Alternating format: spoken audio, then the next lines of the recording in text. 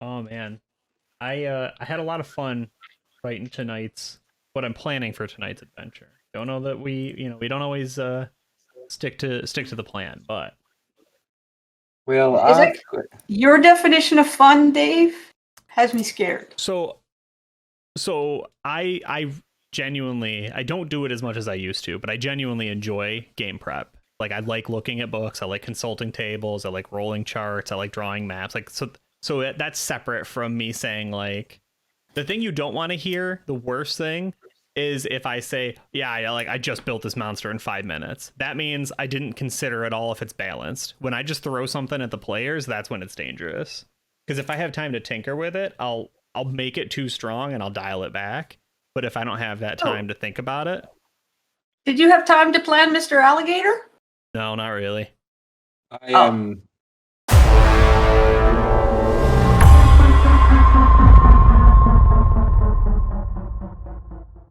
The episode before last, so 2 episodes ago, everyone was kind of sitting there.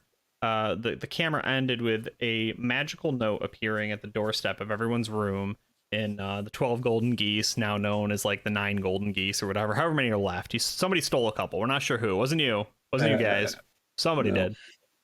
And it was an invitation to Elmet Spargle's funeral, which the party really didn't know Elmet Spargle other than Snorri had met him once or twice. But like as they sort of pieced the story back together, like okay, Elmet was a sometime ally of the connections of all these party members. So it's like okay, so we kind of like know people who know him, friend of a friend sort of thing. And really, out of nothing more than the kindness of their own hearts and maybe a little bit of inflated egos, they managed to find their way to the funeral of Elmet Spargle, wherein the priest did in fact need Sir Goldspear to speak, which he did, and they needed some pallbearers for the seemingly empty casket of Elmet Spargle, and that's when everything went sideways. Was there like any was there like any sort of ceremony to that demon showing up, or did I just literally kick the door in and start shooting fire out of my eyes? Yeah, I think that was literally it. I think you just kicked in the door, I think like. it was the parents. Oh the, yeah, the the parents were came with in. them and everybody Oh, transformed that's into right. Yeah, things. Elmet's mum and dad. Yeah. We So- were literally just standing there like, The poor fuck? Almond, and it was like, what the fuck? Yeah, no. It was not the thinnest plot line I've ever had, but I'll fully admit that it was a bit of a reach. I was like, okay. So the whole idea was when the characters sort of came to the island, they came here magically, and we needed to figure out, okay, how did everyone arrive? So the decision was that Okias, the Ash Mage, summoned them here, and it turns out he did that on behalf of Elmet's parents in a very, complicated and untested spell to basically figure out who was freaking guilty, who cost these parents their child's life. And it didn't really work super well. So then when, Okias really wasn't able to provide results, they turned to fell magic. They made a pact with the devil, a pit fiend specifically, and gave up their humanity and their riches and everything they had to get revenge. And, they didn't. Not really. They put Cyril Goldspear down to 0 HP, but Amistan and Snorri escaped. And now, is this so tradition with like making a deal with the devil, right? Like the parents are now more, devils than anything else, and they don't really care about revenge. They just really want to kill people and torture and be awful. So that's its own sad little story, but we kind of whisk away from that as the adventurers run out of the room.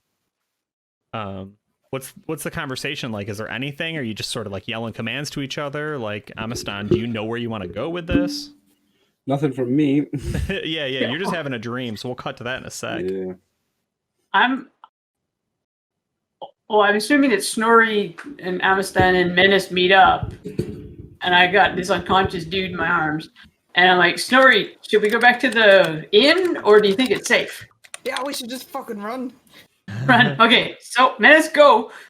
We're running to the inn. Yeah. Okay. So you're just heading right back the way you came. Yeah, that makes perfect sense. So we're gonna do side by side pan, because we're gonna see how the real world is progressing. We're also going to see what's kind of going on in Cyril Goldspear's head. So Cyril, do you wanna transport us towards whatever nonsense is floating through you right now? Because it hasn't been so bad yet. I don't think it's too complex because he's knocked out. It's like, it's more of a concussion dream than a vision or anything. But I guess he's having dreams of flying and of Pegasus and of being in the woods on a misty spring morning and seeing a unicorn and all these different things like a griffin. And because he's just leveled up to level 4 while unconscious, so I'm just flavouring like that he's going to cast his Call Upon Holy Mount when he wakes up. Right. But yeah, he has a fever dream about unicorns and Pegasus and griffins. It's awesome. Yeah, A yeah. concussion dream. So Amistan, this will be a familiar territory for you, and we'll kind of set the opening scene. And I still have to get up and just like refill my drink and make sure all my lights are situated. I don't know where everybody at was at the pre stream stuff. But you've been in this situation before, quite recently, in fact. As you're running away from this place, guards, right, and dogs and like weird kind of elvish, like basically drones, right, like these magical spells, these thopters, right, begin flying in and coming into the area. I will say the place has become more of a police state than not during the like, the tete-a-tete, the Iron Curtain, right, the Dwarven blockade. But like it pings all kinds of crazy magic radar when like multiple devils, demons show up, sacrilegious nature of a church. Like it's a whole thing going on. So what's your pivot there? Because you're not just gonna be able to run away anymore. Now it's a whole problem. Mm-hmm. So they've all arrived because we're out after dark, right? The funeral was at night. Is that why they're upset? Yeah, it was late. Yeah. Is there somebody to address? Like a particular guy in charge? You want to just try like talking to the police? The Well, we're just guards coming back from a funeral, and my buddy was so overwrought he passed out. Yeah, with your weapons and your blood and the most everyone behind you's dead and the demon in the building. That's fine. You Well, can they try don't it. know that. We're outside. What's that? We're outside. Yeah. Okay. They don't know that. Okay. We're Snorri. at a funeral, and I don't know. We're just trying to get back to the inn because my buddy's not. He passed out. Yeah. Snorri, what's your track record with telling the police, no, I wasn't involved in that? That's probably a consistent answer for me. Okay, yeah, that's fair. Had nothing to do with it. Yeah, okay. No comment. No comment. Yeah, I like that. Okay. Well practiced answer. Okay. It's a neat thought. I don't think it's crazy. So, of the two of you, Amistan and Snorri, who has the higher charisma? Excuse me. I know. Only you could talk. No. I have 9, but it's probably gonna be Snorri. I have an 11. Okay. All right. So, go ahead and roll a d20, and you're looking to roll under a 11. Wow. Okay. Oh. So something truly surprising happens here, and I'm gonna take a little narrative control because I feel like it's gotta be, the dead or dying cleric, right? Holy warrior in your arms, because these guards were ready to just like I'm telling you, they were just gonna like, right, bop you and throw you in jail and be done with it. But you do manage to look like, some rough and tough adventurers, but it was a rough and tough adventurer funeral, basically. And you got the priest out right in the middle of the building. So, you're not off the hook yet, but you're also not just getting, the crap beaten out of you, which is nice. The fact that I was officiating the funeral might make the story a bit more convincing. Like, Right. Exactly. So how do you take that? Because instead of, like grabbing you, tackling you high and low and hitting you with the clubs, right? They get you away from like, the epicenter of whatever's going on with this devil and demon fight. But you are currently, as they say, being detained.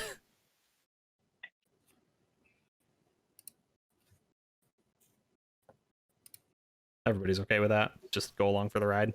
Or are we detained somewhere, or like, are we just they're Yeah, just I not mean- letting us move from where we're standing? I'm No, unconscious, no. so I have no Oh, say. yeah. I'm still Yeah. carrying you. I haven't dropped you yet. Yeah, Yeah, thank they- you. they Appreciate would- it. They would basically move you into some sort of like wagon, right? Some horse-drawn heavy military horses, wagon kind of off in the distance, and they're bringing you to a location. You're not sure where yet, but they're also not like, again, I was going to have them knock you out and drag you there, and instead they're asking you politely to, hey, we have a lot more questions. You know what I mean? How many of them are there? Horses, I'm gonna speak and just so I can listen to myself here. Oh, okay. That's what I was like. I can hear something. I don't know what it was. Yeah, I'm just testing it on my phone. No, that's okay. There are more Okay, I'll guards turn it. running past you than there are here. You know what I mean? But like, this is a pretty big deal. That like they've been ready. They've been on high alert for some sort of invasion. It just so happened that this was unrelated. So there's a good number of guards, but you could try it. You know what I mean? That is your speciality.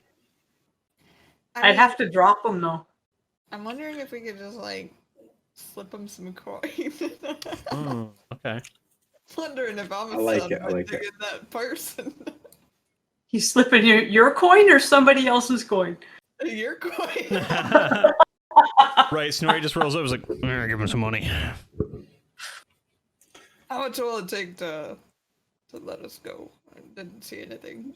I mean, we've had a day, Grease's palms. Mm. I like it.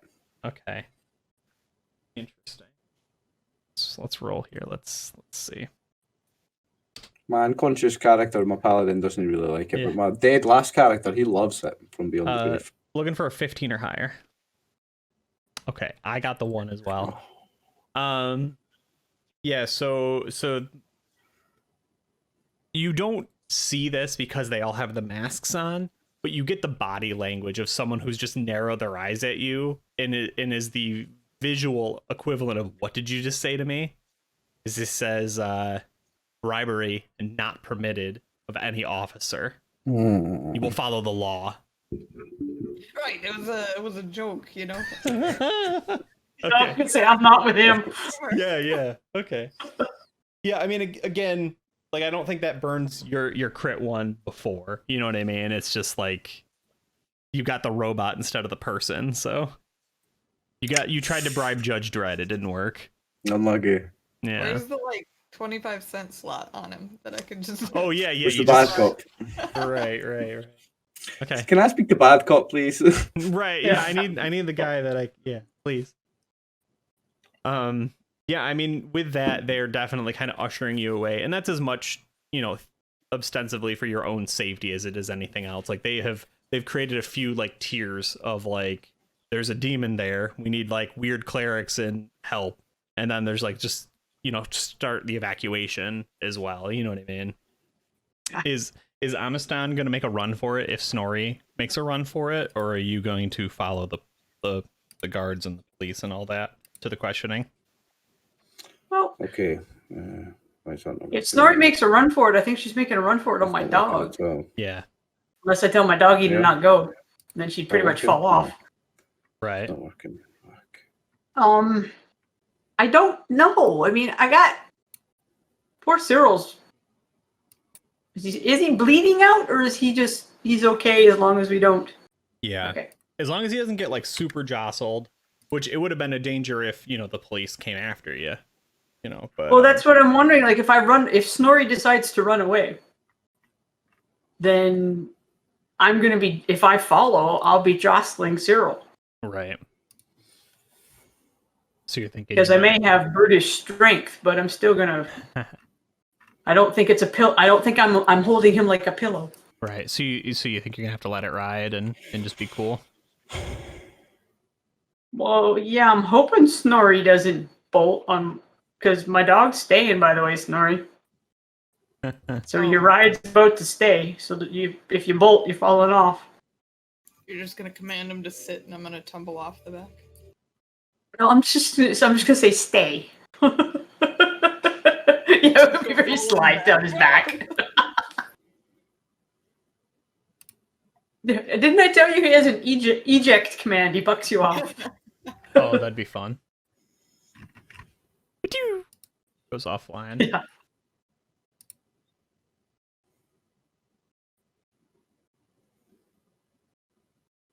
Oh, is that Winnie's beard? Yeah, you gotta bring her beard in. Well, so yeah, as we're kind of getting some tech stuff squared away, the other thing I was gonna say, yeah, the beard is fantastic. A lot of power in the beard. I can't get it fixed, I don't think. I'll just have to stay unconscious for the episode. No, that fixed it. Oh, it's only sputtering a little bit. Yeah. Yeah. I think it's maybe a loose connection. Because it's just USB, yeah? Right. Oh, it might be your USB port too then if it's like 2.0 instead of 3.0. Sometimes that affects it. Right.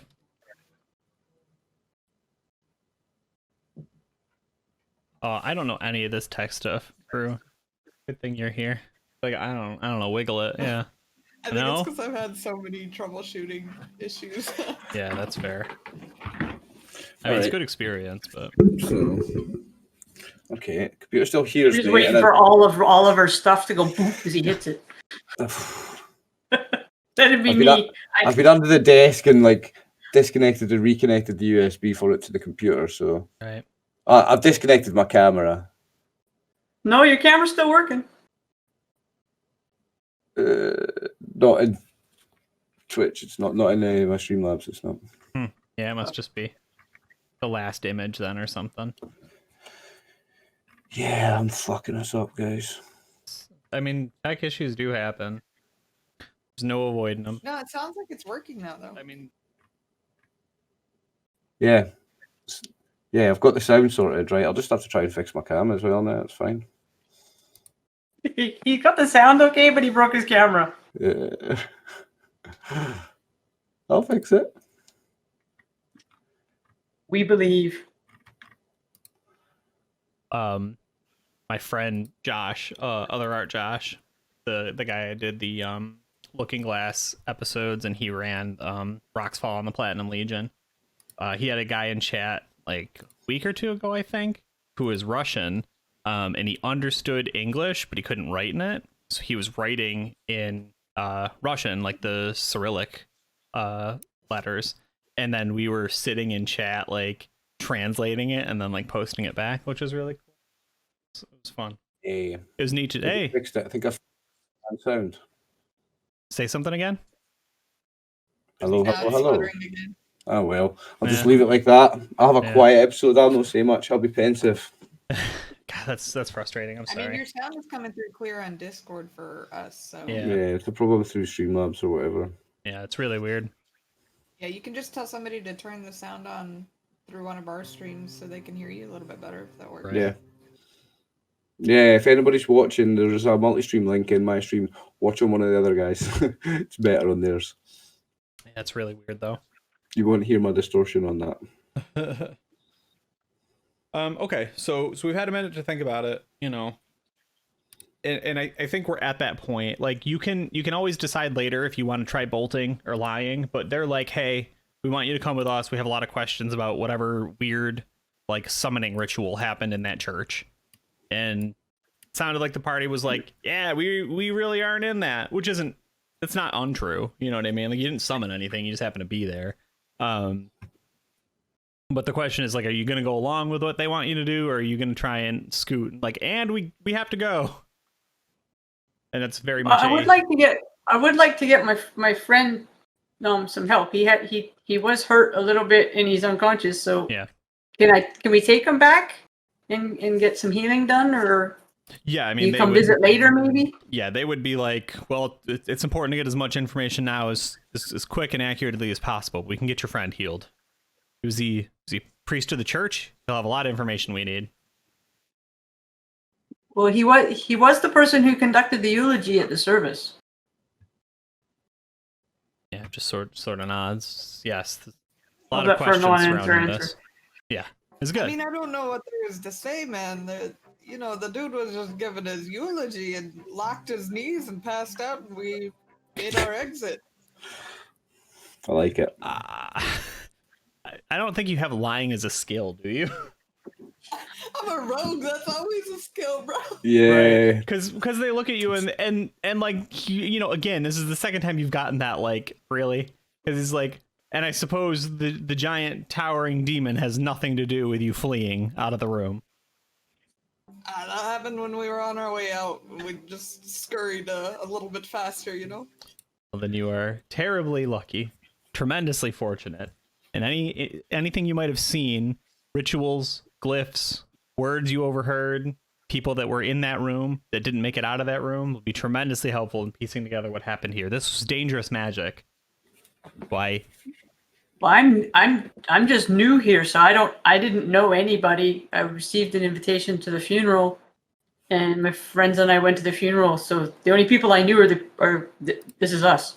You may have gained. So I couldn't even identify anybody else who was there because I don't know them. You may have gained the enmity of some extraplanar being, and for that, you will want to be aware.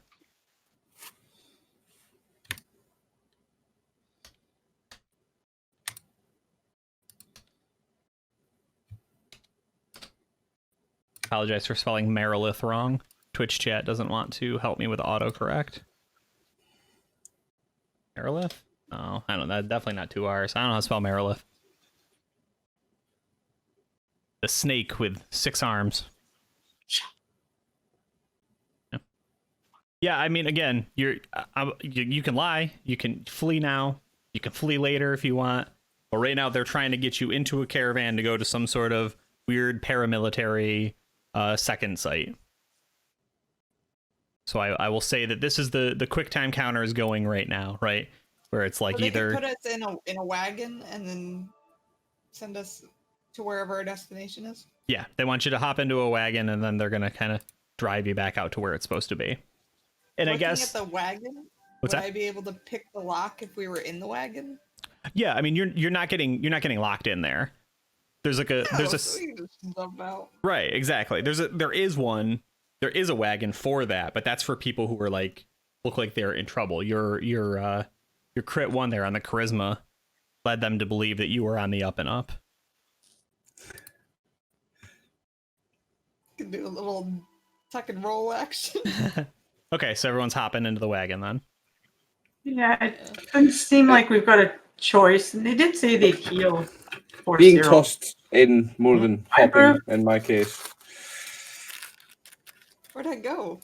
I don't know. You just went black. You're still here, voice wise. This is the session of the tech issues, man. Yeah. That was really weird. Bob.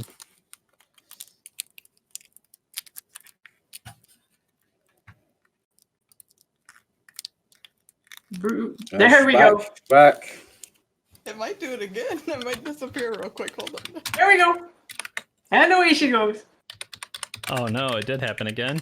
Right. Oh god, don't even get me started on the Merkborg gremlins.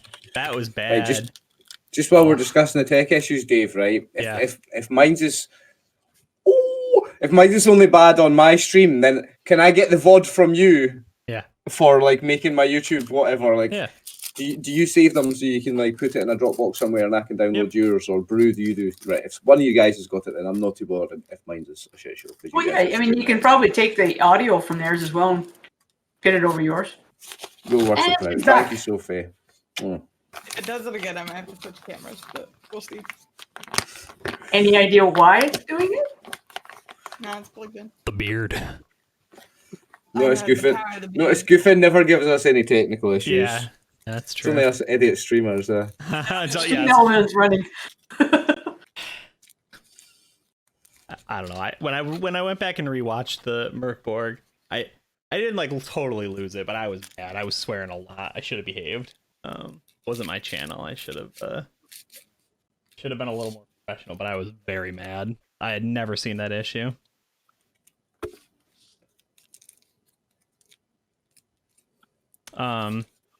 So the wagon starts to go, right? Was it Menace? Is this Menace or Malice? Menace. Menace. Yeah, Menace is fine, right? Not currently detecting any threats from this right now. And everyone's just sort of kind of takes off, and right with the credits, the opening credits roll so 40 minutes after the stream has started. And Yeah, if you just want to wait for the right turn and bounce, you can, but you'll be doing that without Cyril Goldspear being healed. If you want to get him healed, you're gonna have to at least go into this secondary location. So you tell me. I'll let you just decide right now. There's a couple twists and turns that look pretty operable.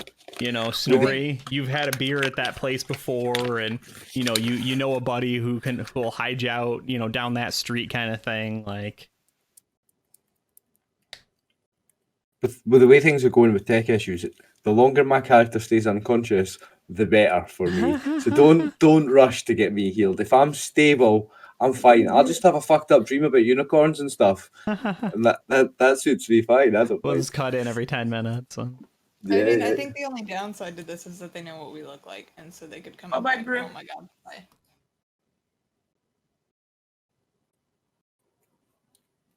Yeah, I mean that's the thing. Is where are we going to run to where they don't know who we are? Right.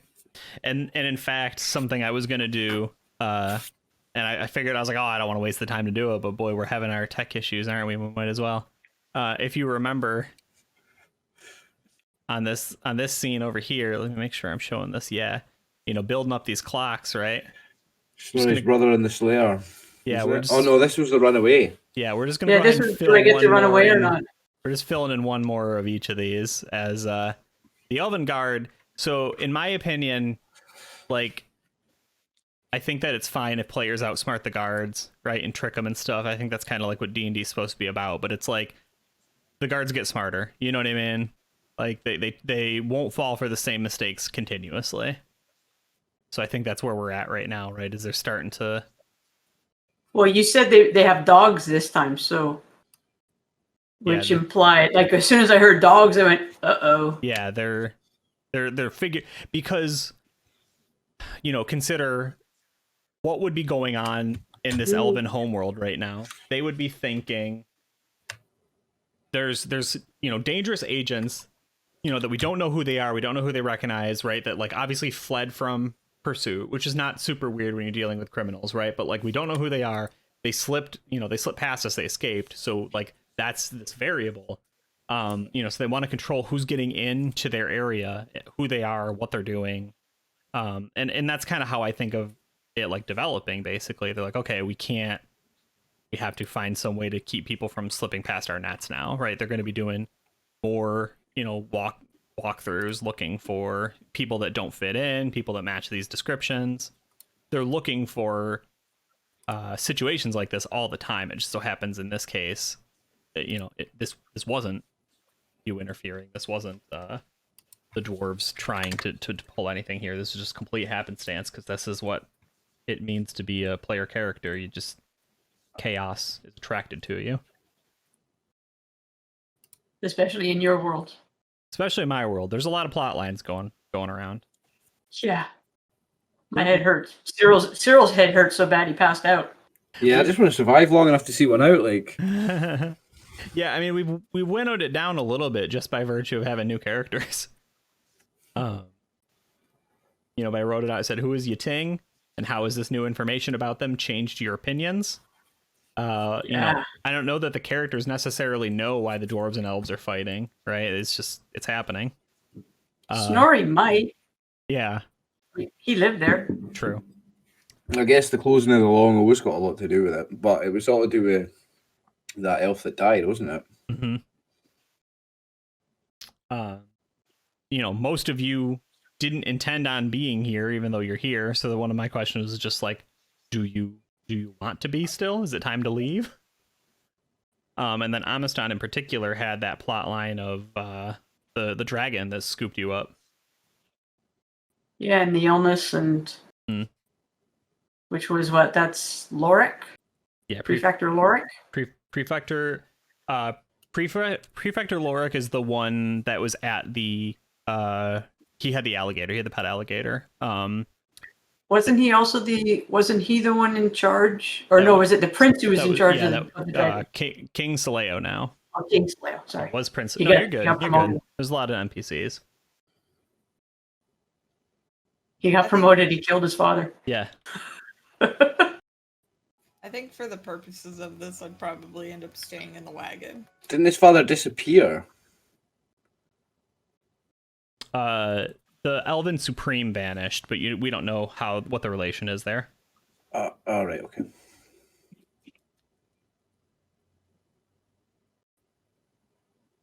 I'm thinking we just go and see what happens. We didn't do. I mean, we're in the middle of something that isn't ours. Yeah, because I guess not favorable to get captured or brought into authorities, but at the same time, Snorri would remember that somebody within, the government or whatever was who seeked out Winnie and her friends. So maybe there's information there too. Right. Okay. Yeah. And yeah. before we go, we know from Cyril before he went unconscious that the casket was empty, correct? Yeah. Okay. Yeah, he told you all that because he knew y'all were piecing together that something was going on. It just not all the details made it all the way through. And it was before we were about to carry the Mhm. casket as pallbearers that the parents and their friends showed up. Right.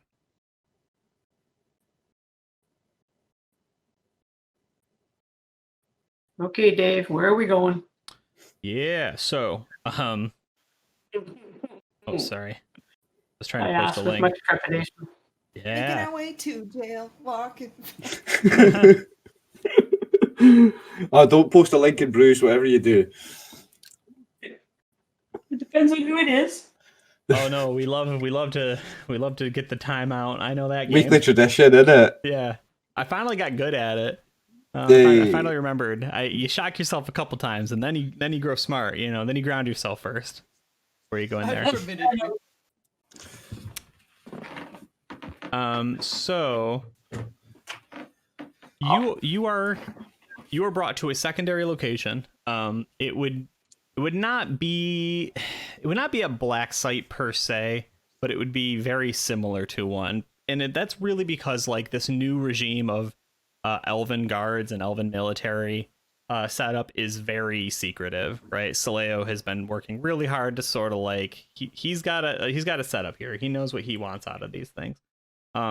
So we would see just an establishing shot of this domed like stone building with like that's kind of sitting on top of like a small outcropping island, like very Alcatraz style. And it would be built up, with lots of stones and chambers all around it. And it says Black Pit Prison. And you would go out onto like this very nice, very thin, in the sense of like it's it's enough for one wagon either coming or going, right? And then the sides, you know what I mean? And you're passing, down through this like channel, seeing a lot of guards and everything here. Although you were coming here as allies and not coming here as prisoners. You're lucky. Because I intended you to come here as prisoners and you beat me. Beat my check. So the first thing, what's that? Oh, you're doing tallies? One. Yeah. So the first thing that happens here, right, is when you actually get into the prison, you're just in like this very large sort of like, warehouse and storage area for, for goods, for people, right? Like this big marshalling bay. And the guards are really they're being fine. They're like, we need to tend to the priest. We're actually bringing a few people who got injured at the church. Shall we take him or do you wish to accompany him? It will be some time. He seems stable, right? So triage will be, those who have lost limbs. I'd like to stay with him. If that's all right. Yeah, they just nod and they say, I'm not sure if you got injured yourself, but if you're feeling wounded, please say something. And they Definitely feeling it. Yeah, and they just sort of gesture, and there's like a series of doors kind of at the far side of this room, but like again, they're not like you're surprised. This is probably very weird that you're not getting like escorted in some like real tight sense right there. They don't have 4 guys surrounding you and keeping an eye on everything, right? They just sort of kind of gesture in that direction. Say, do you need any assistance getting him to the healers? No, I'm okay carrying him. Okay.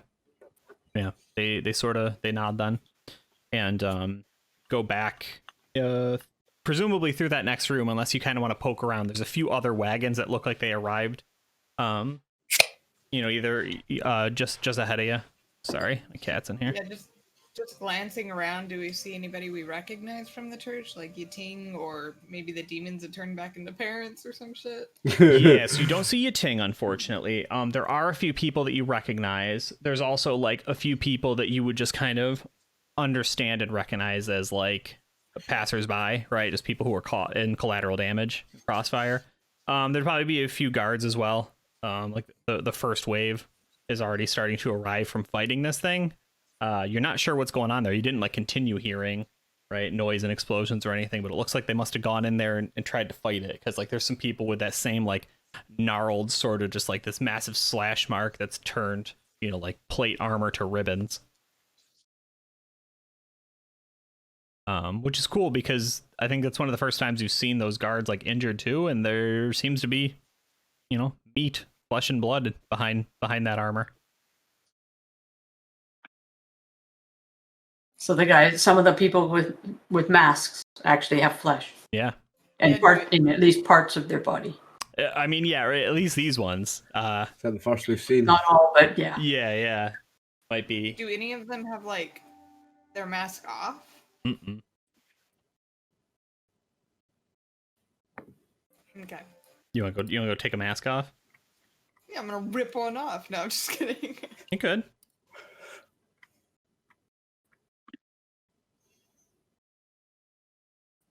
All right, so I kind of wish you would, to be honest. Yeah.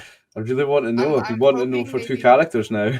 I'm hoping maybe in like the infirmary we might be able to get a glance. Get a glance. If somebody asks for some water, we can lift the mask off to give them water. Sorry, Okay. we're out of straws. Just lift this Special up. Okay, so into the healers then, which is more of a modern, sick bay, I think, than it probably should be, right? It's just 2 rows of beds on either side of the walls. It's, it's very long, it's very deep. There's more rooms than the one you're in. You saw like a long hallway with a lot of doors and everything, and there definitely seem to be a few guards sort of like lingering down at the far end of the hallway. But they didn't like come greet you, they didn't say anything, they're just sort of standing there as you go in. And again, there's not dozens and dozens of people. I really don't think there were that many people attending Elmet's funeral, but Cyril Goldspear is lined up along with a few other people who got injured, and a few of their guards who don't seem to be saying anything, but are just kind of like laying there flat. Like I said, there's a few with injuries and everything. And unless you want to do anything in particular, I think the room just sort of proceeds in fairly quick order. Some of the nurses that treated Duke Cyril Goldspear are like giggling as they pass each other for some unknown reason. Oh. Yeah. Is there any doors on the other rooms in the hallway, or are they like just like archways? You know what I'm saying? Sure. Yeah. So there's a lot of doors that they're the same like make, model, style as like the one you went in. So your assumption is that they're either more intensive medical wings, right? Or possibly like where the healer is, like an office kind of thing for the healer. Can I just like open doors kind of as we go and peek in and then see what's in there? Sure. So there would be more than one entrance to like this big long medical bay that you're in. I think the thing that Snorri's mind immediately jumps to is like there's 2 guards at the end of this hallway guarding a door that you want to go in now. You know what I mean? So all the other doors in the hallway basically go into that infirmary. Right. Yeah. The infirmary would probably have like, 4 kind of, long rooms, to fit like 20 beds in each, 10. But then like there's clearly something else at the end of this hallway. Here, let me. Any of the like guards without the face mask in those infirmaries? There might be. You I'm don't gonna just go on Have a look. Yeah. So are you just gonna kind of slink away? Yeah, slink. All right, here. Let me draw this real quick. Just that's not what I'm trying to do. I said I'd stay with Cyril. Doesn't mean that he has to. Yeah. I've got my reasons. Right. Do your slinking. Slink away, good friend. Slink Right, so away. let's call it something like. Right, so these are the 4 wings of the medical infirmary, right? Oh, I think you might have to switch us. Oh, sorry. Yeah, you're right. I'm still at my battle scene. Yeah. I always forget about that. Ooh. All right. Is that showing up on stream? Okay. Okay. Yep. Kinda. That yellow's not great, but okay, right. So like, door. And obviously this isn't to scale, but you know what I mean.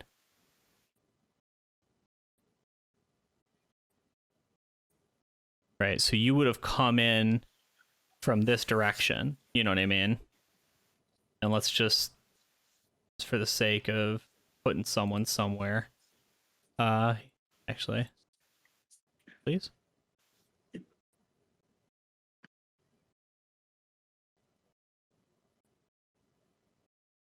Huh. It's not letting me drag your token out there, Oliver. Will it let you move it? Hang on. Yeah. Just There you go. any 4 of those rooms, it doesn't really matter to me. Yeah, so you're in that one. And that'll be. Oh, they got blasters or something. Yeah, really? Yeah, they definitely have blasters. What the fuck? Right. Wait so a minute. yeah, so Is it that back out? right. So it's like does that make sense though? Oh, Yeah. Yeah.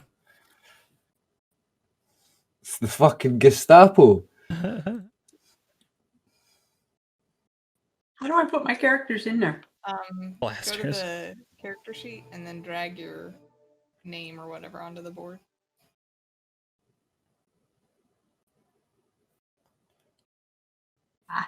So I'm with Nori. Nick? Are you taking Menace with you, or I'm thinking he should stay with us? You can keep the dog with you. Pardon? You can keep him with you.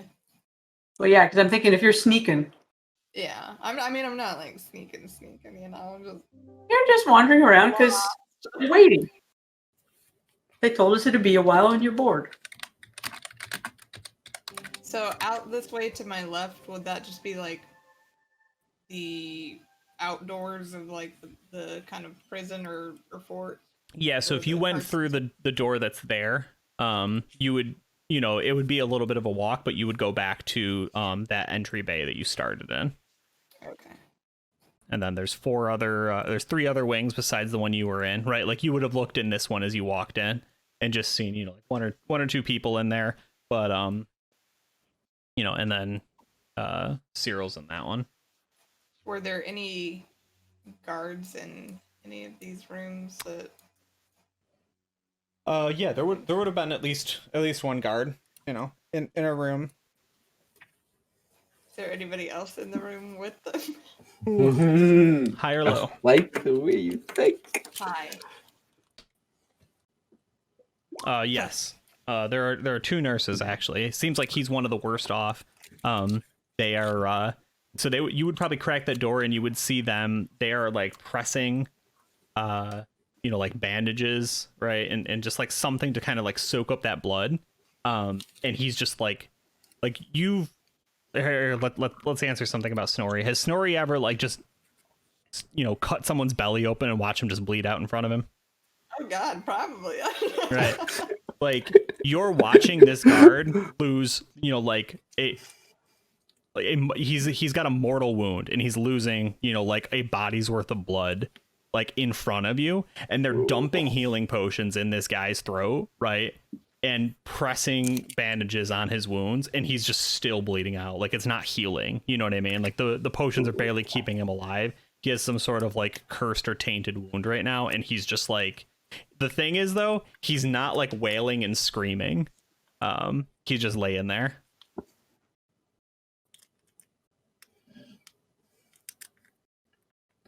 Just want to say, Brew, I loved you as a cleric, but you're even more fun as a rogue.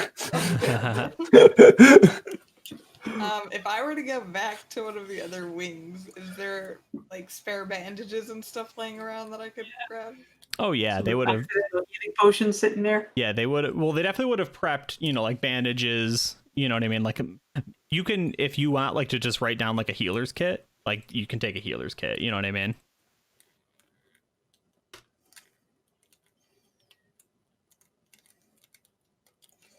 Just take everything of value. That's your job now. Yeah. I will actually bring some of the bandages over to the nurses. Okay. So you run over with some more bandage, and they're like, "Oh, you're not trained in healing, are you?" Right? And they're like pressing it to it, and they're like, this is rough. Right? They're bloody. They're bloody and desperate. They're wide eyed. I've got a healing kit. I just want to say from somewhere beyond unconsciousness, I am like, as soon as you heal me, I can heal someone else. And they're pressing to it. Like, I've never seen a wound like this. We don't understand what's happening to him. It's everything we can do to keep him conscious and not just. I mean, they I want to say flatline, but right, like they don't have that tech. So would I know that it's like a festering wound that like they got infected with something, or? I don't know how much you actually like saw the wound from the demon there, or the devil, whichever one he was, whatever the pit fiend was. But yeah, he basically just, he was like biting and slashing people, and they were just like bleeding out left and right because he had such like powerful poison with like this anticoagulation stuff.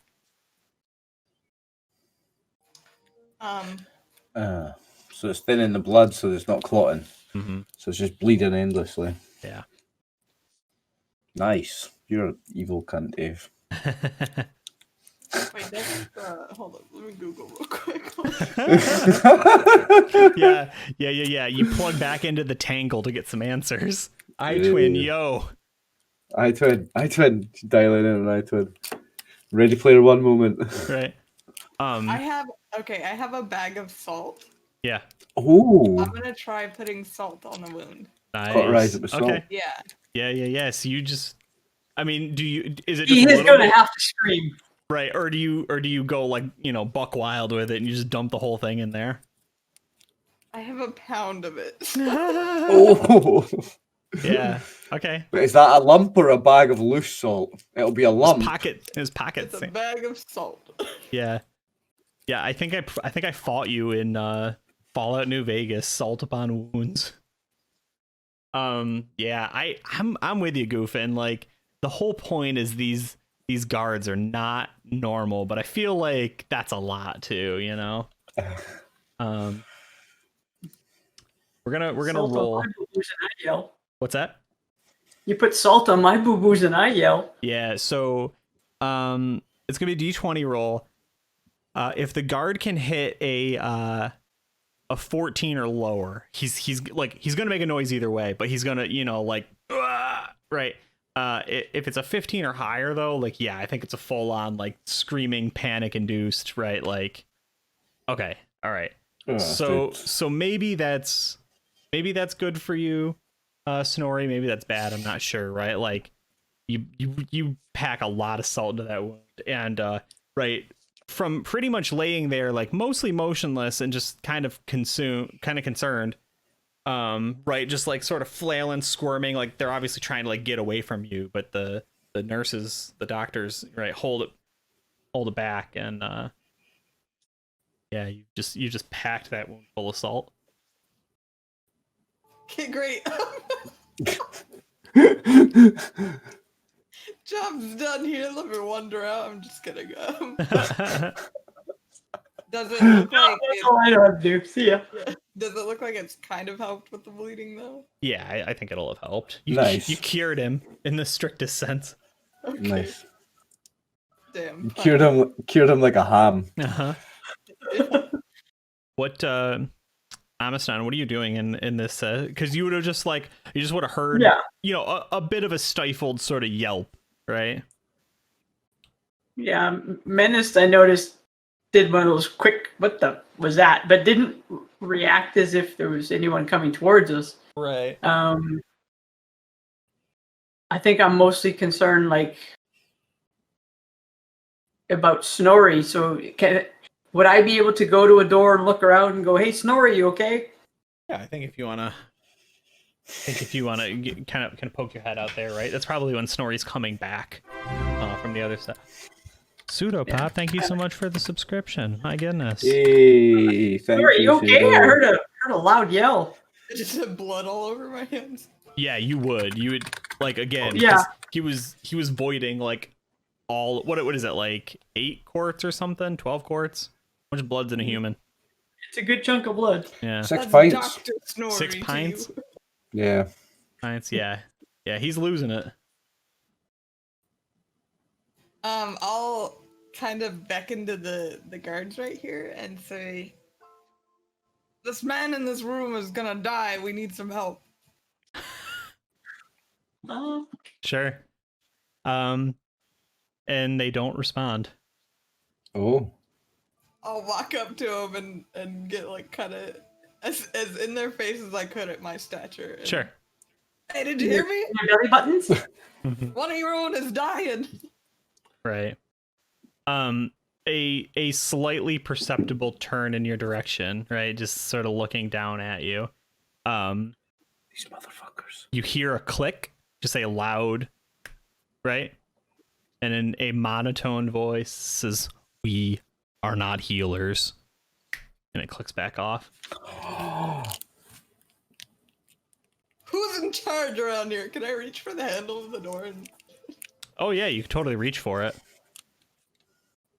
As you sort of grab it, right? Because like they won't stop you from grabbing it. One of them does put a hand, like, you know, lightning quick, right up onto the door, holding it shut, and the other one has drawn forth a.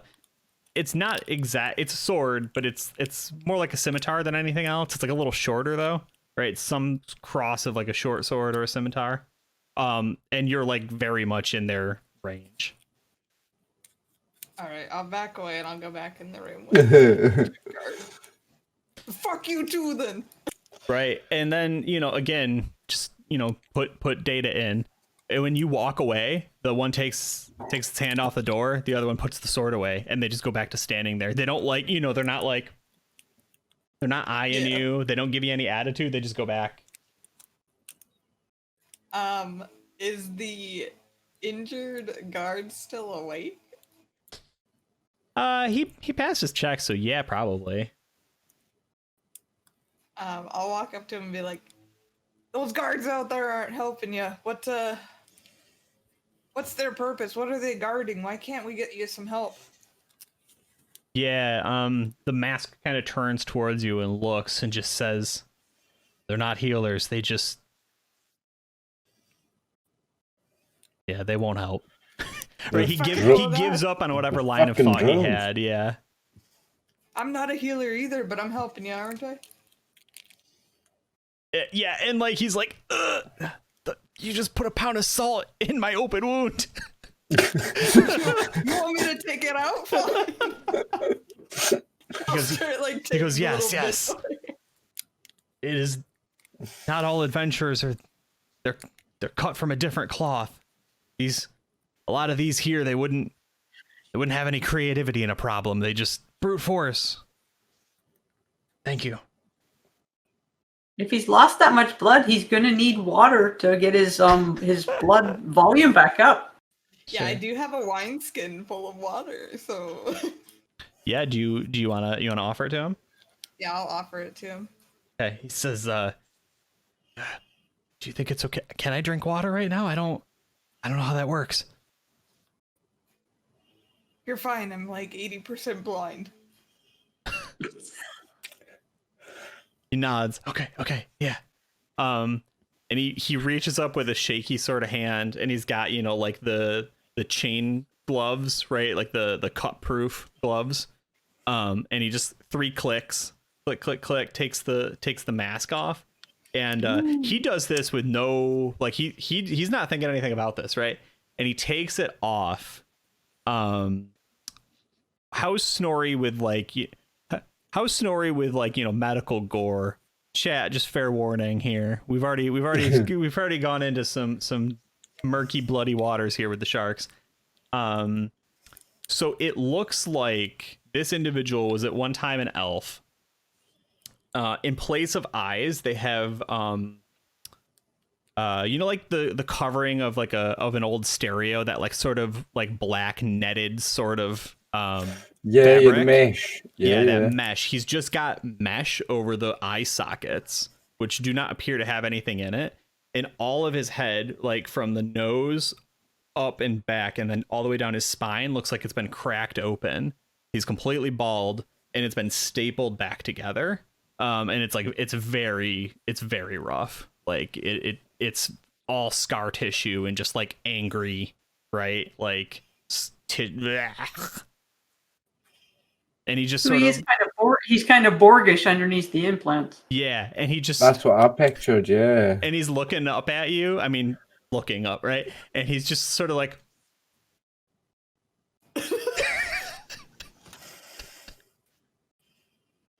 sorry. I'll like fumble to give him the water like I'm blind too. Yeah, right. Yeah, you're just like oh, sorry. Yeah, and he just I'm relying on old tropes here, but he greedily laps it up. I will not make the sounds, but Oh, yeah. please don't. Thank you. Yeah, you're welcome. What happened to you? Oh man, I love this. He can't look. He doesn't have eyes, right? He's like, what do you mean? I mean, how'd you end up here? Deployed to fight the demon. Yeah, I figured as much. Why do you keep those masks on anyway? I feel like they hamper you. No, it's just protection. From what? Strikes, attacks, and it's an intimidation factor. Oh, I gotcha.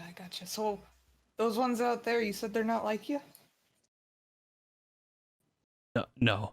And he goes, I'll take a little more of that water. I need to put my mask back on before they return. Fumble. Right, you're just like I'm just fucking with this guy as much as I can. yeah, and he gets his for not having eyes, yeah, he snaps it back on pretty effectively. There would be a moment where he would turn and you would just be able to see between like the netting, right, and like the hollowed out, right, and it's just like there's a chunk of the top of his face here that just looks like it's been completely scooped out, and then they just covered it with yeah. Jeez, Dave, I'm like picturing like the Hellraiser guys, like these Yeah. kind of. This is Perfect. that's the image that comes to mind. Yeah, you're right there. You're More right there. Hellraiser than Borga. Yeah. Before It's a fair mix of both, but yeah, it's that like knitted flesh body horror kind of stuff.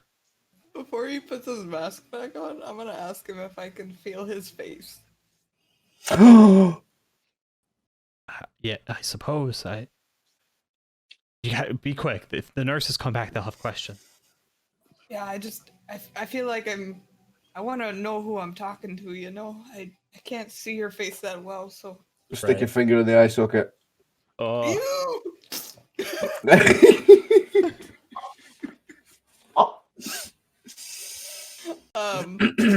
Zero, you're not helping any. Go back to your unconscious dreams. Yeah, I'm unconscious, excuse me.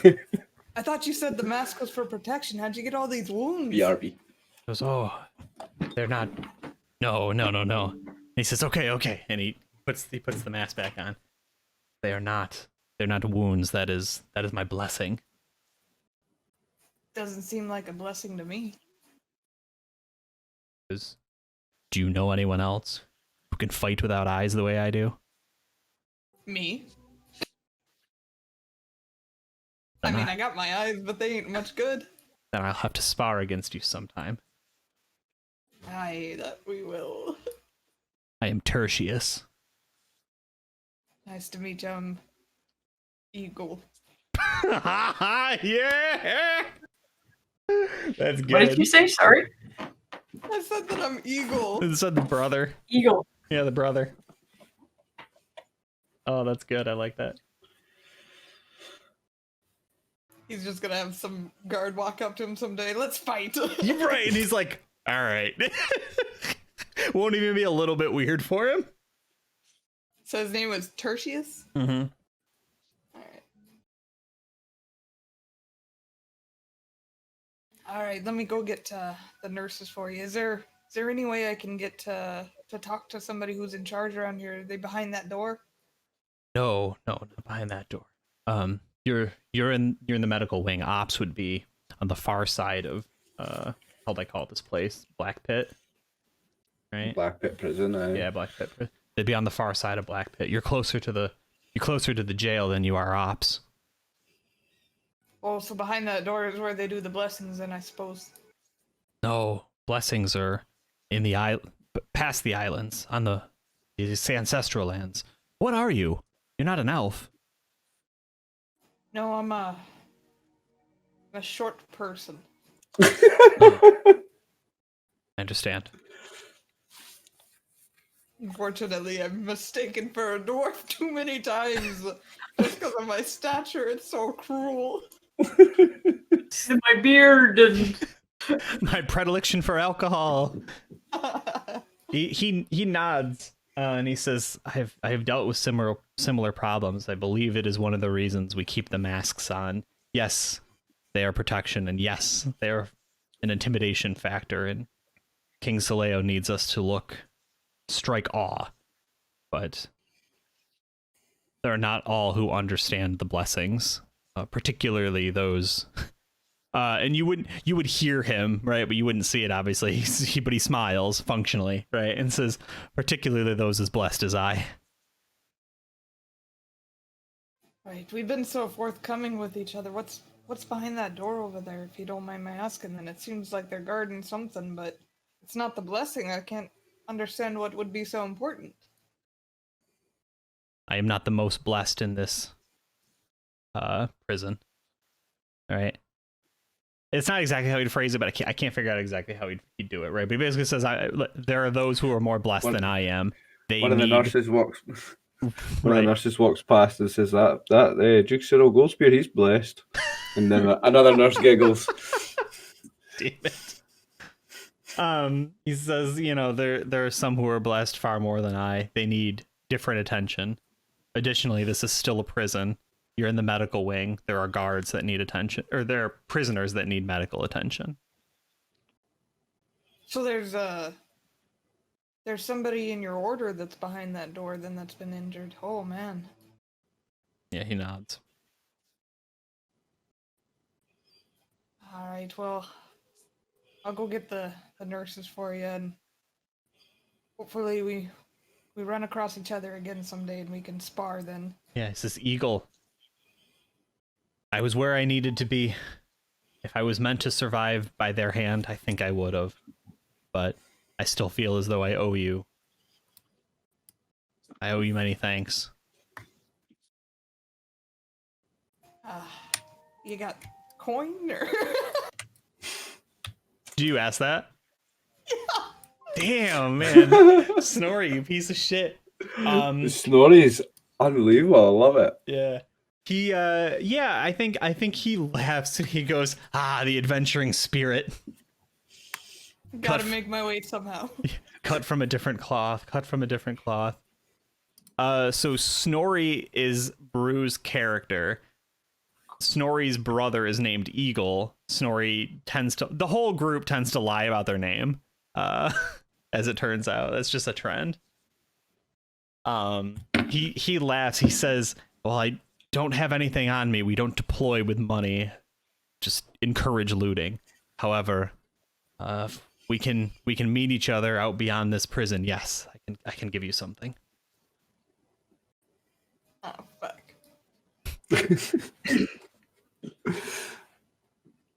Right, well, go seek out my twin brothers.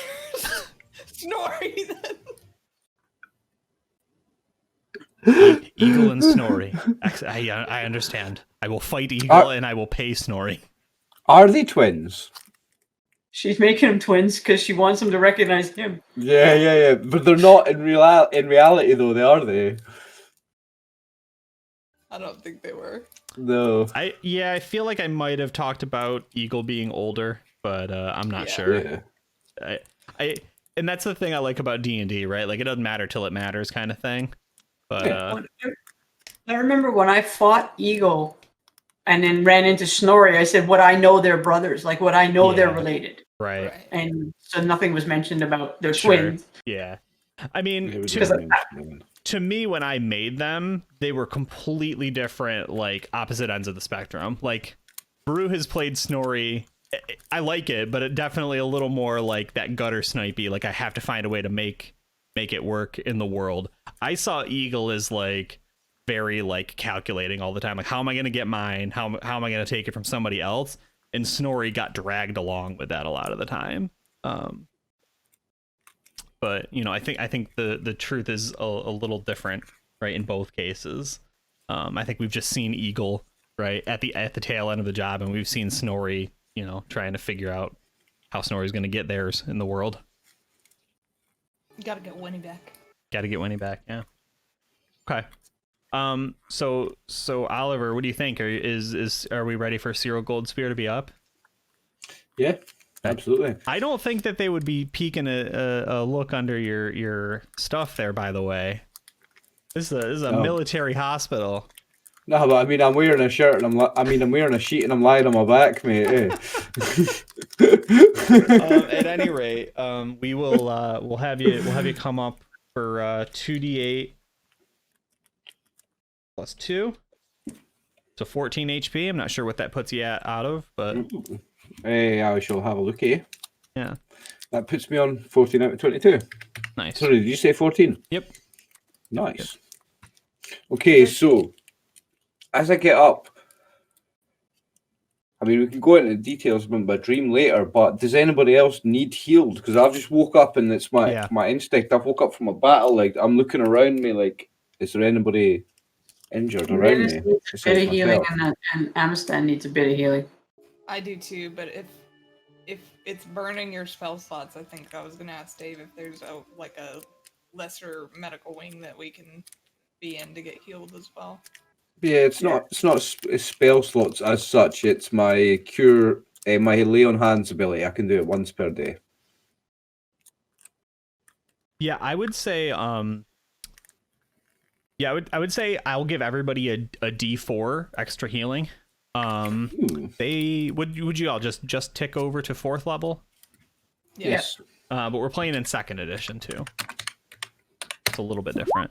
But yeah, if everybody wants to roll, because I would say they're basically going they're going around passing out like this healing salve, right? Beyond that, they're gonna just encourage everyone for bed rest. So if Goldspear wants to do some lay on hands, now would be the time. Right. Yeah. So who wants it then? Who in this place is in most in need of my healing? Yeah, they lost at least one. Let's see. So they lost 2 people to that that anticoagulant poison from the demon before, right? So Brew actually saved the only person who lived from it. Good job, Brew. Yeah, there's a few other people who are, you know, like unconscious but not dead. Yeah, Dr. Snorri. So if how much healing do you have? I can do my level times 2 in per day, but I can't split it. I can do 1 casting and that's it. So I can cure 8 hit points. Gotcha. Well, what if Has Snorri come in to tell us about the person who's more blessed, who's injured behind the door? That's what I was gonna say. What if we talk about it and maybe see if that'll get us in the room? Yeah. Because they said, is anybody a healer? And Mr. Unconscious was trying to raise his I am a healer. I'm Cyril Goldspear the Paladin. Who needs healed? Show me to the injured party. Yeah, I mean, there's several people in the room alongside you, and then in the next one over that they would say, if you are truly blessed with healing, Sir Paladin, we would gratefully appreciate your assistance. And they take you to some person that you don't recognize. Just okay, right. So yeah, I do my lay on hands ability. I say a little prayer to Freya. Put my hands on this person's chest, and 8 hit points of healing. Yeah, right. And they, you know, again, pretty night and day. They don't like get up and start tap dancing around or anything, but like all the wounds sort of heal up and close. This probably would have been somebody who had been hit with like the branding iron from one of the parents, right? So just like, yeah, neck into like broken collarbone, and then just like this awful gash midriff, which is where a lot of people got hit because they were really just kind of wildly swiping at people. But that kind of knits together and is mostly fine now. Just, you know, like a little bit of that like leftover burn here and just like a thin slash across their midriff. But they just sort of look at you and say, "I've seen Freya's glory." You have today. Make sure you make penance at your nearest worship place for Freya, and make sure you say your prayers and you do good things for people, and you blah blah blah blah blah. Right, He's just woke up. He doesn't know his whole spiel. He's just woke up from unconsciousness. That's He's fine. a little bit fuzzy. Right. If you go help two people. Yeah, that's the one. don't Yeah, but think- make sure you pay it forward. Right. Yeah. He's just yes. I don't think Snorri knew that you were from the Church of Freya. So I don't know if we ever decided if I'm specifically from the Church of Freya. I think he's been sent by the Church of Freya because he's looking for Winifred. But I think he's a paladin, not of a specific god. He's a paladin of good and of law and of justice and of, yeah, okay. virtue and of all these things. But I think Freya is just one of the gods that he says a prayer to in several situations. Yeah, you could definitely worship like a pantheon. You know what I mean? Yeah, I think he worships all the good gods, and in whichever like a general cleric does, rather than a specialist priest. And in whatever situation he says the prayer to the appropriate god. You know, sometimes it might be the god of war, it might be the god of justice, it might be the god of healing, it might be the god of protection. So he's got all the good gods that fall under the kind of the paladins. What paladin does, I'd say, he prays to all those gods. Right. Okay. Not specifically to one, but to all of the good and lawful and protection and a group, yeah. Yeah. And whoever the god of the god of beauty is as well, that he's going to say prayers to him because he's like, you know, he's high charisma. He's all about his fancy polished armor and my gold rings and my family crest and my medallions and all of that. So yeah, definitely the god of beauty as well. Nice. Yeah, I mean, I'm about it. So like, there's enough wings, and like, you know, like you were not brought in here under suspect, and you have so far done nothing besides, you know, push the envelope very slightly. Like you're still okay. They're still right. They have not grabbed you to have a conversation yet. So if you want to move to like one of these rooms or kind of huddle up and kind of get everybody on the same page, you definitely are able to do that right now.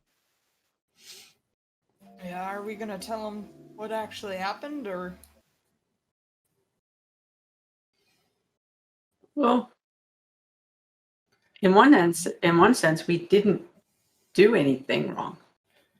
They may not believe that.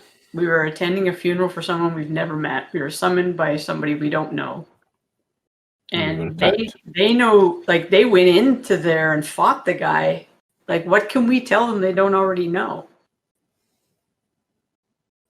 Like, outside of Amistan, do we know those were the parents? Did they transform from parents? Yeah.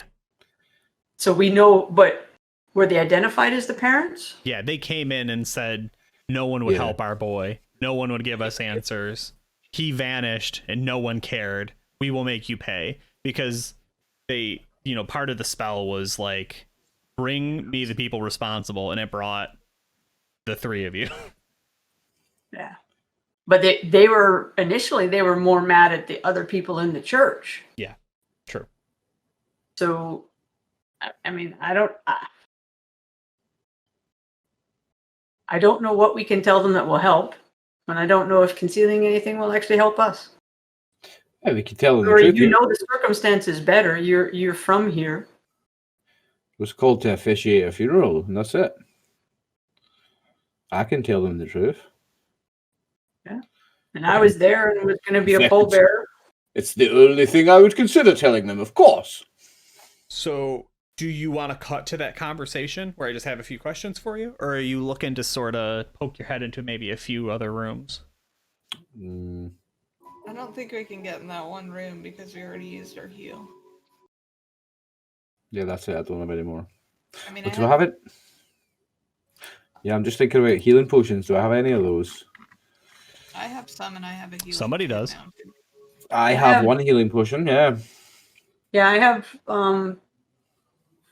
a healing potion and an extra healing potion. Yeah, But I I've got could one offer- healing potion. That's an in. Yeah, Like, I have 2 extra and a large, and then a healer's kit.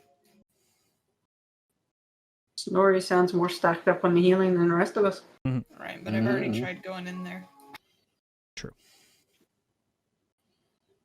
I'll hand over one of the extra and the healer's kit to you,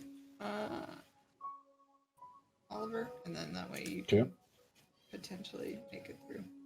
yeah. So I'm gonna go in and attempt to heal these people with potions. Then. Yeah, go to the guards and say, I have healing potions. Can I help? Yeah, so I'll go up to the guards. Hello, gentlemen. healing I am back. Never fear. Cyril Goldspear is here once more. I need your permission to enter this room and heal the patients. And I'll jingle two So like bottles in front of me. you're trying to I get have healing potions. you're trying to get over here Yeah, at this far side. this one. Yeah. Wait, No, Here? this I yeah, thought he this was room trying has to get not in. been in. I thought he was trying to get in to see this guy. Yeah. Oh, is it? Yeah, sorry, yeah. Yeah, we're trying to get behind the door. so you can go into any one of these rooms, and, Yeah. and no one cares. That one. It's You that can one go we into can't any go of into. those. Okay. This Well, one, that's the one I'm trying to get into. yeah, this one you cannot go in. So the guards say you are not permitted access. Right? They click on. We're not permitted access. Now, I don't know if you want me to make an etiquette check for this. I have etiquette that know my proficiency, but what I want to do to these guys is I want to talk to them in a tone of authority, even if I need to make my voice more robotic to try and see if that like taps into their system or whatever. But I'm going to try and convince them. I'm going to say, I do have authority. You are mistaken. Surely your programming needs updated, and I do have permission, and you will step aside. And I don't know if you want me to make an etiquette roll or an intimidation or what, but that's what I'm gonna try and do. Yeah, I mean it's cool, but I don't think they're gonna let you by. So let's go ahead. not gonna work. So let's go ahead and roll it. Yeah, whichever one you want to go. If you can I hit, guess it. what's that? Roll Etiquette? etiquette to try Yeah. and say it in like in a commander's kind of That's a in the language they would use. non-weapon proficiency for you, right? Yes. Okay, so 5% chance. Okay. Oh, that's a fail then. Yeah. So they say you do not have clearance. If you need to request clearance, and then it would spit out look for a name. Because it would basically say, go speak to. Oh, Does I it bring gotta a scroll. ticket? I gotta scroll way up for my my breakdown of all of their. No way, prints me a ticket. Yeah. Uh, Oh, hold on. yeah, number 393. Right.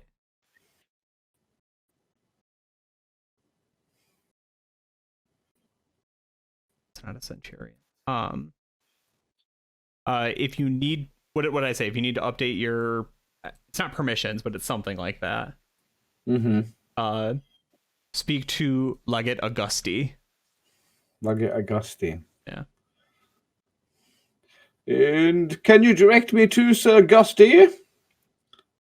Yeah, and right, so it clicks, because remember it's clicking on and off each time it does this, right? So right, this Legate Augusti currently in operations. While they're talking, are they jacked in like AI twin was? You don't see any wires hanging off them or anything, but you definitely get that same sort of feeling, right? That like voice speaking from someone else kind of feel. Okay. I wanna. Is there was- cameras? Like, is there some sort of scrying device looking at us? Or, because they don't have eyes, I'm trying to figure out who's seeing us to respond. Right. Well, so the ops place wasn't that far away from us. It's still. Have we got some sci-fi/fantasy CCTV system that I don't know about? Yeah, I mean, so you don't see cameras either, but right, like you would be we familiar don't with know- someone watching in that sense. The thing is, we know that the person that Snorri healed is human. We don't know if these guys are or if they're robots. Yeah, so the guy Snorri healed is Or half technically elven, but yes, he's alive. Elven. He's flesh. Yeah. Sorry, I meant out like No, that's okay. real, not pure AI. These guys could be a hybrid still. I think they're Or all they- hybrid to a certain extent. I think just some more further gone than others. Like these guys sound, because like Snorri's guys spoke. Yeah. These guys speak through a device that it sounds like a robot's, like they're not even speaking. They are a speaker in that sense. So whether they have eyes or not, maybe they are the camera. David. I cast Detect Evil in front of Nice. me at these pricks. Cool. They are not evil, unfortunately. Oh, Does it detect there goes anything? there goes detect justifying anything just else? killing them. Does it detect anything else? No, just evil alignments and evil intentions. Yeah, okay. Can it see Nope. through the door? No, That's- it is in a direction though, and it does see through the door. It does have X-ray. Yeah. So if there's anything in the room within the range, Yeah. it would tell me, like, for example, it would say there's a person with evil intentions in this room ahead of you, or there's an evil monster. It would tell me that much. All right. So how far does it go? All right, we're going to have to pull this up then, guys. So, 2 seconds. I think it was 60 feet, was it not? Something like that, yeah.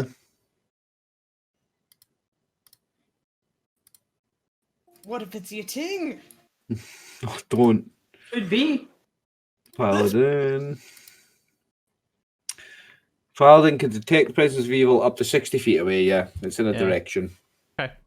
So this is where It detects evil monsters and characters. yeah, this is going to be our first break as this hits. Okay. I have a very difficult question for you, and you don't have to answer. You can take the break to think about it. 'Cause I don't think it'll matter for everyone. There is at least one of your characters, your previous characters, on the other side of this door, trapped in Black Pit prison. Could be Arix, could be Winnie, could be not Amistan. Fuck. Alicia. Alicia. I couldn't. I was gone. It was so gone. Now I'm pretty sure Alicia and Winnie are good aligned. Arix was neutral. Neutral. Just flat neutral. Bard. Has to be. Yeah, just neutral though, not evil. No, neutral, yeah. Okay. I think he was chaotic neutral, actually. Yeah. Okay. My favourite. Yeah. Okay. So you would not detect their presence, but I need the players to decide if they want their character to have lived or not. Oh, yeah, please. I hope he's alive. It's my secret half-brother. It'd be fun if Alicia and Amistan could reunite. That'd be great. Yeah. And then same thing if Winnie made it or not. She's getting the beard. So you reach out with your senses, although no one is evil, so you don't detect it. So yeah, there goes just killing them. Oh. Right, Yeah, yeah. Now we need to come up with plan B, so let's take a break right now, because I need plan B. Yeah, really. Yeah, and we would do rack focus, right? What are the other two party members with Sir Goldspear?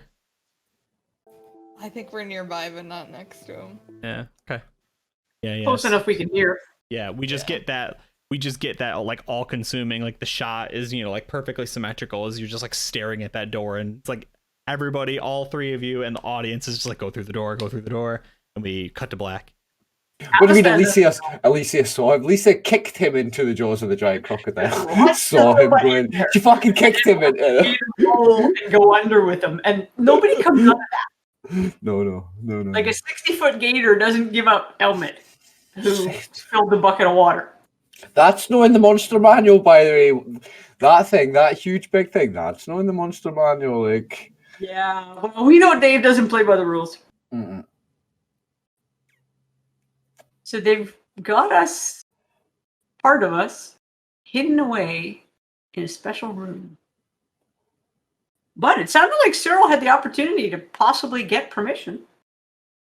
Yeah. I've just got to operate. I've got what do you say? I've got to update my permissions. Yeah. I think it's even though like I failed my check. I think it's because I talked in like in the command language. I think I maybe half convinced them. I need my permissions updated.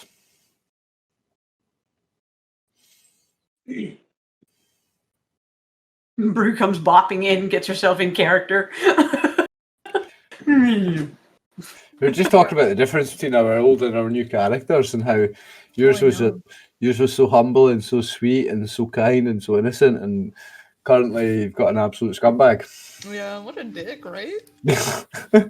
We realize that he thinks they're engaged, but she doesn't. Yeah, and how we're going to deal with that, like Goofin's characters are brother and sister. My characters are brothers that they don't know that they're brothers. Your characters have got an unrequited love thing going on.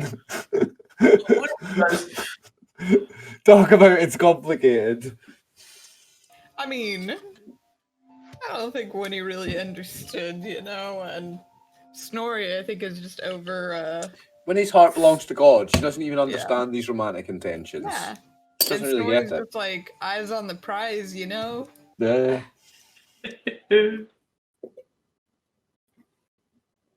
What I miss?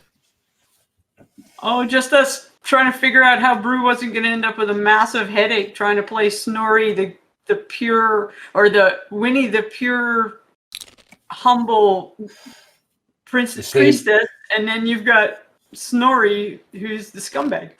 Mm-hmm. It's gonna be fun. I got the easiest one because they're brother and sister. They know each other, and then Cyril and Arix don't know that they're brothers yet. I just don't know how I double roleplay these double beards. Like, Yes, I would say as their love grows, their beards become the same. oh my god. You know how they say that people look like their spouse? People turn into each other, yeah. Yeah, I was gonna say, like, my expectation would be you would pick the one you want to play. You know what I mean? And you would be able to, like, kind of direct their downtime actions a little bit. You'd be able to, like, snap in and out of it. It's like, we just need a thief. Like, Snorri needs to come with us on this job. But actually, I like that. But like, thinking about it a little more now, second edition is really good about having, multiple characters, because you get, at like 9th level, usually you get like there's the leadership feat like automatically, like, so that might be, that might be the way to look at it too. The answer is probably a hybrid of the two, right? But okay, I'm well up for playing. I love my new character. I'm my old character. I'd be happy to play the old one or the new one or both. Yeah. All right. Trying to like bluff past the guards didn't work. What's the next plan? We cut back. Where do we find the players? My paladin, who did my lawful good alignment, blocks me from the plan B to get them. I don't have a plan B to get past them. Yeah, I can't do a murder on them. Like, ain't no murder hoboing allowed here. Like, well, I think if we're in a fort full of guards, it'd probably be a bad idea to do that. Yeah, it probably wouldn't go well. Like, yeah. Go to ops and see if we can get the credentials or whatever we need. Get my permissions updated. Yeah. I mean, I did just save the guy's life, so. And I just helped another one.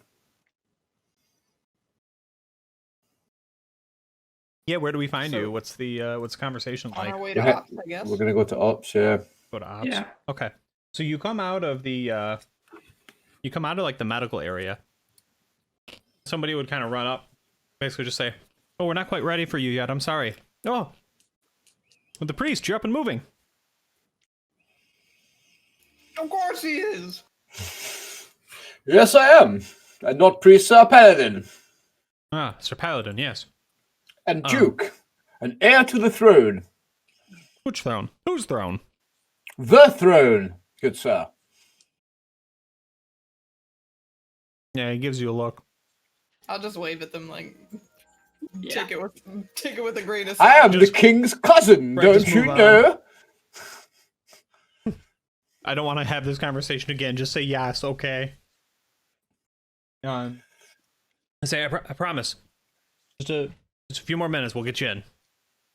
This is not a guy in guard armor, by the way. Right? This is some weird clerk or something. Listen, we've come here asking for some credentials. We just saved a man's life, you know, and we're trying to save another. So hurry it up, will you? I understand. Runs back and says something to a guard this time. They seem to have a conversation. Guard walks away. What's the party do? Well, we're waiting for what was his name? Then give up. If this guy doesn't, yeah. Fungus Among Us, yeah. If he doesn't come, I'm going to ask him to call for him because I need to get my permissions upgraded. But or we could ask where Legate Augusti is. Yeah, Lentils August. Benedict Cumberbatch. I'm just gonna pronounce everybody's name wrong.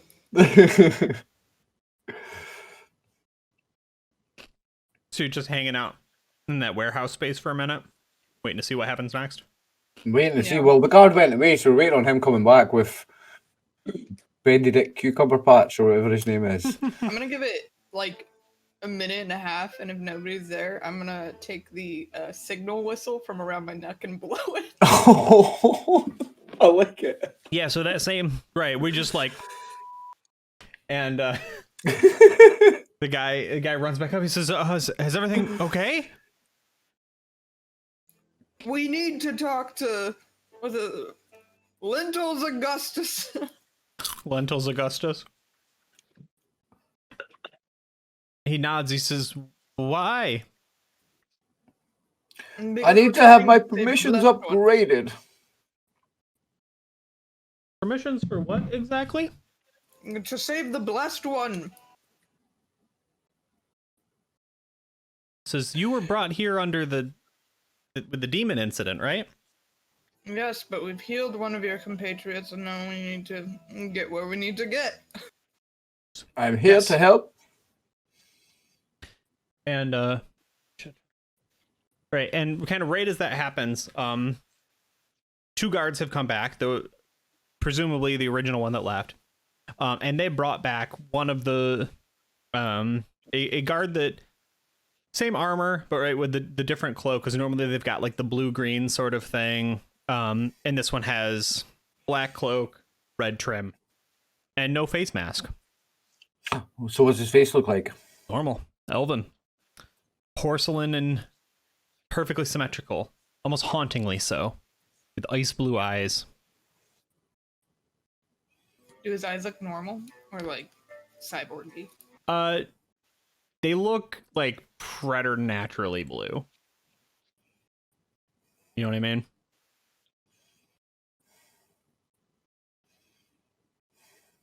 Okay. So do we got our credentials or what?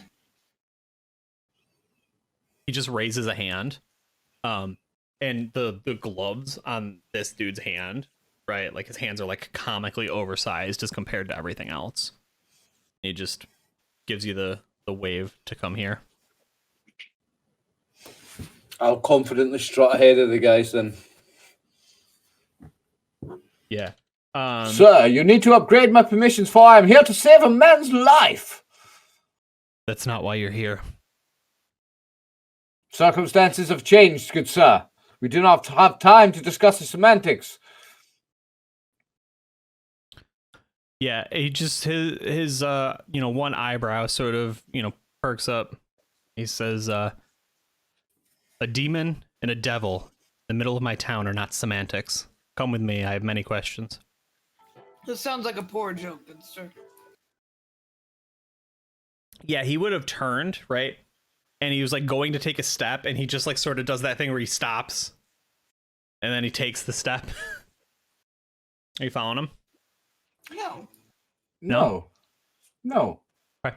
I want to save these people's lives. I want our permissions upgraded at Ops. I'm here at Ops to get my permissions upgraded so I can get into that other room and help people. Sure. So you don't have any permissions because you don't work for the military. You're actually in a warehouse, not in Ops currently. I'm not very good at the old That's okay. trickery. Yeah. So he takes a couple steps and seems to have clued in that you're not walking with him. Amistan, I assume you're staying with your party members? Yep. Okay. He turns back. He just sort of gives you, side eye, right? He's got like hatchet face lighting right now. And he says, "You can come with me, or I can get the information by force. I will not repeat myself."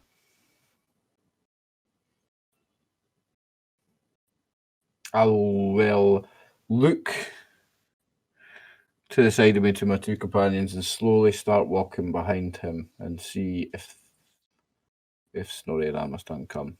No. Seems like there's going to be no other way around this. I'll go. We'll see what Snorri does. Snorri's like, no. I'm not gonna go. Yes. Okay. Yeah, so he starts walking. One of the guards folds in. Now, will Sir Cyril Goldspear and Amistan, will you continue walking if Snorri doesn't, or do you stop?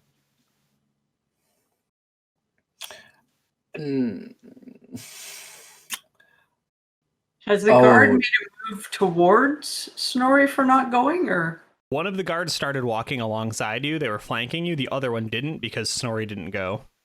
The other one stays with Snorri. And like off screen, right, we would kind of like, we would tilt a little bit, and like the little clerk that's just sort of like at a desk somewhere nearby is just like, Poor clerk. Awkward. yeah. I'm gonna follow the guy.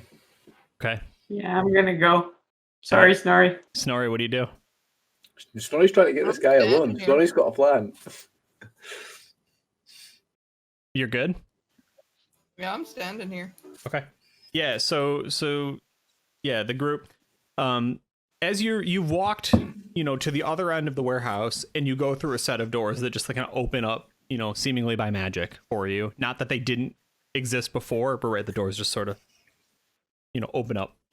And when you cross through that threshold, assuming you're still going, he the guy that's leading you, the dude with the big gloves, he says, "My name is Tridone. I've been here long before the petty machinations of Prince Saleo and his predecessors. My allegiance is to," and I don't have a good name for this, like, military, right? But he would say something to the effect, it would be an elven word, right? And he would basically mean like, the elven standing army, basically. The Empire or whatever. Right. Yeah. And I'm not sure if that's like a good thing for you all or not, right? But you get the idea that like he's not playing politics, whether that's good or bad. Any questions? What did cause this latest uproar then? I'm new here, so I'm trying to figure out. Yeah, and again, like still walking, you're going through doors and hallways. Like you're walking a long time to go wherever he's taking you. He says, "I would typically not be so free with information, but I have found it is best to tell adventurers you are currently allied with what they want to know, lest they go poking around for it and draw their own conclusions. Prefector Lorik, in whatever passes for his wisdom, decided to forsake the old ways. Prince Saleo believes in them more strongly than anyone I've ever met. They were always going to draw themselves into a fight. Prefector Lorik simply moved it along faster."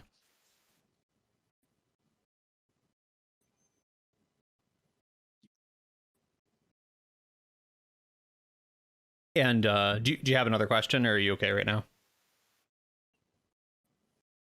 Sorry, just taking notes. That's okay. I wanted him to just keep talking. I'm like just nodding, like Yeah. as if to say, "Go on." I just want to hear more before I respond. Yeah. Because that would be the perfect time where he goes, "If I had my way, we would not be sitting here squabbling, fighting amongst ourselves. wasting time and energy when there is an enemy, and he stops and he points, right? He points back at you, Snorri, and the doors have just now closed, right? He says, an enemy, dwarves at our gate, right? And we cut, and now Snorri, what are you doing? Alone with the guard and the I'm gonna clerk. pull out my harmonica and just play it. You playing the harmonica? Yeah. Okay. I mean, to what end are you gonna? You gonna try and charm? You gonna try and flee? You gonna try and stab this guy when he's tapping his foot along to the beat? No, I'm just gonna stand. I don't want to go along with the authority, and so if they're trying to corral me into a room or something, I don't really want to because I want to get behind that door. So I'm just gonna wait here for my companions and not really stir up some trouble in case that gets them, in deeper trouble. But I'd probably wait like, I don't know, 15 minutes. So while she's doing that thing, I'm gonna say to this guy. Yeah, hold on before we cut back. Right. Sorry. So after 15 minutes, what is the plan? I'm gonna probably walk up to the clerk and ask them where they took my friends. And Okay, but this isn't like some giant trick to like make a break for it and run past the door. Because I would just run them side by side, right? Like advance 5 minutes, advise. You know what I mean? But if if your thing is just kind of to get a little information and then you're just waiting for them to come back. Yeah, I mean, I'm gonna see if I can, get a little bit more information to get us behind that door with the guards, but Okay. Yeah. nothing absurd. Okay. No, that's all right. I mean, it's not what I was expecting, but it's very comedic, right? Like as the doors close, he stops, turns, and points at you. You would just see him sort of point at you with that like massive gloved hand, right? And we would cut, and like it would just be like headshot, right? As we see Snorri sort of move and grab something, and we would do that like that intense sort of like, ooh, right? The cameras do when you feel like something's gonna happen, and then you would just hit. So there's like that wicked high note on the harmonica. Right, yeah. And then the audience would just be like, okay.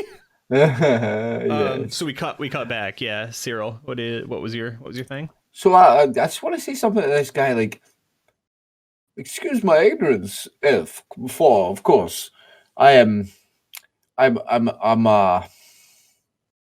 a man of a noble house, and politics is something I do understand, but the dwarfs, what is it that makes the dwarf your enemy? These racial politics are above me, and for what is it that makes you the enemy of the dwarf? I do not understand.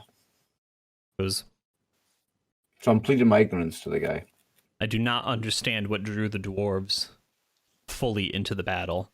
There was an incident on the Long O. Both elven and dwarven lives were lost.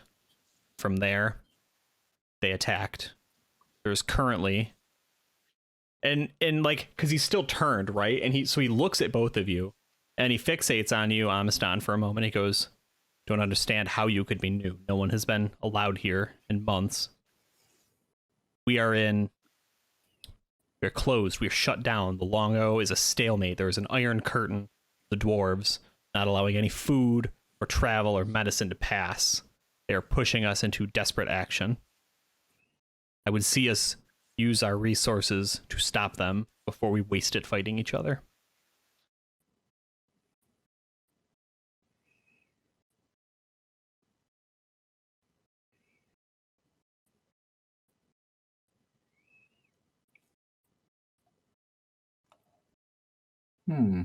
Just processing this. I don't want to make a comment in reply. I'm just nodding, and again, I'm just kind of nodding like but like with my it's more like a golden, like, yeah, go on.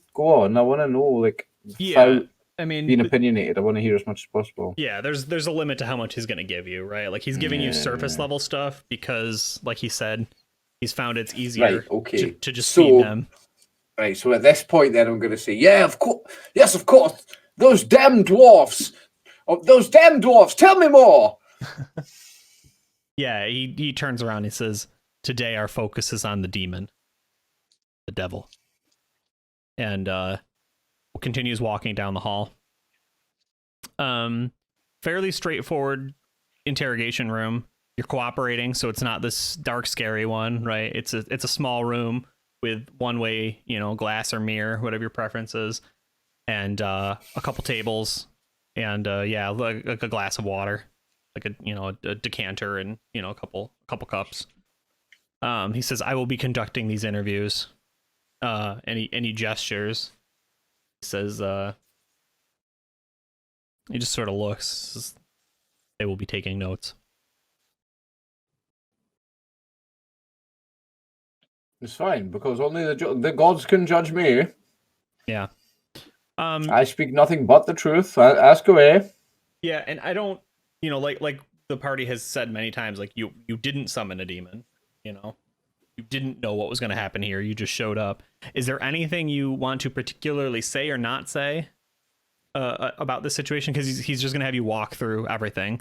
When did you get the note? What time did you show up? What did you see? Who did you see? What did they say? What happened next? Blah, blah, blah. I guess my lawful good nature forces me to tell him the exact truth and nothing but the truth, actually. Yeah. I mean, it's weird that a seemingly impossible letter showed up, right? Because someone made a note of, well, they couldn't have been delivered. I delivered your mail today. But, like, again, you didn't do anything. You didn't summon the demon. You're not even responsible for the demon being summoned. The only part that's a little dangerous is the yachting. How forthcoming is the group about Yating going from like a lady to a bit of a snake lady to a very tall 6-armed snake lady? Depends if he asks me, because if he asks me, I have to tell him the truth. That I already knew she was evil. Yeah. That I had suspicions about her. Yeah. I confirmed them by doing a detect evil, and I found that she was a very evil person, so I already knew about this. Sure. And if he presses me, then my nature, my rules make me tell him the truth. Yeah, I mean, I don't mean to get you like that, but like you traveled with her, so there's no way she wouldn't come up. You know what I mean? Like if you're saying you would answer truthfully and you tell him the truth, it comes out. Yeah, I have to. Yeah. Okay. But again, I'm being interrogated in a prison. It's a lawful situation. I have to adhere to the lawful rules. Yeah. And I will have to tell the whole truth. Yeah. Amistan, do you say anything in particular, one way or the other? No, I mean, I would recount what happened with as little detail as possible to not open a door and not contradict. Yeah.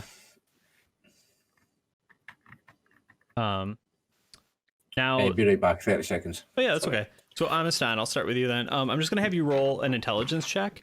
There were actually some runes scratched into a few places in the church that just we didn't end up focusing on them a whole lot. And I'm just wondering if Amistan internalized them enough that what was his name? Tridone?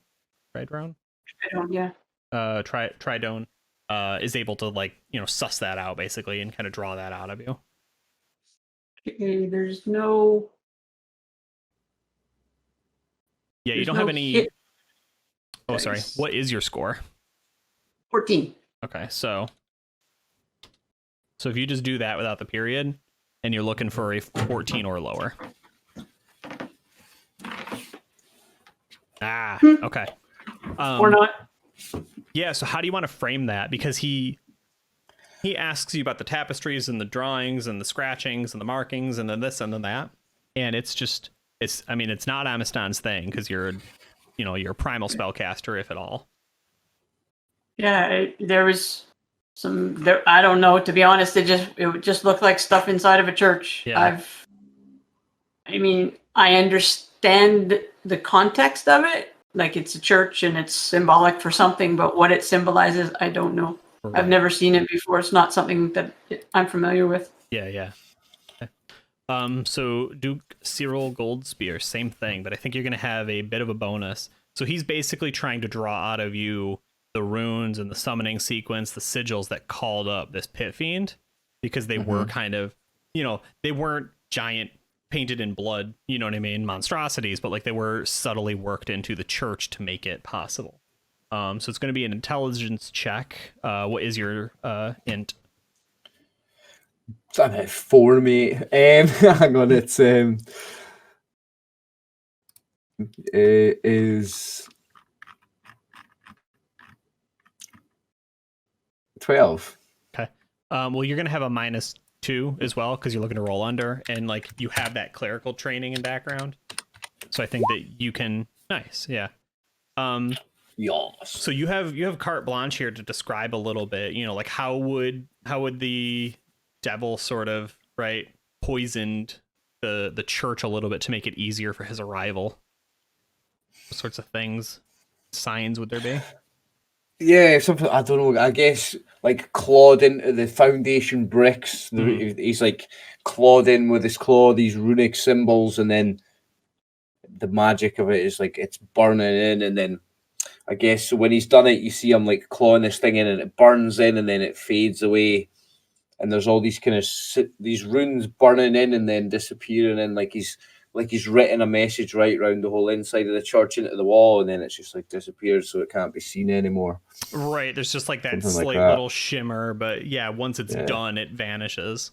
It vanishes. Like it burn. You see it burn in, but then Yeah, when yeah. it finishes burning, it's completely gone, and there's no burnt mark. It's like it's just magically Yeah. in there now. Yeah, that's cool. Okay.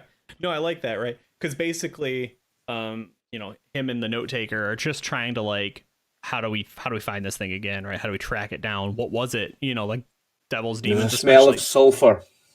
Devils and demons, you know, that powerful, have specific names, specific wants. And he's just trying to understand what it's doing here.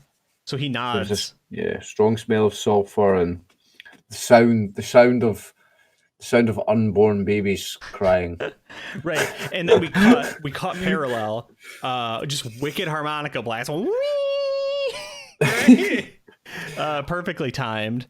I need to turn the light on in this room. But then yeah, Snorri, you said you wanted to work your way over to the clerk.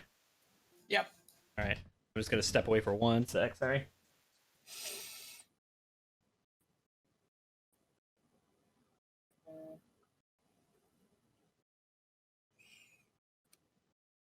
Sorry, it's just really doing a number on my cheek there. I keep seeing it like get vanished because of the filter for the green screen. Wondering if maybe just a little more light will help. Maybe. Okay. Yeah.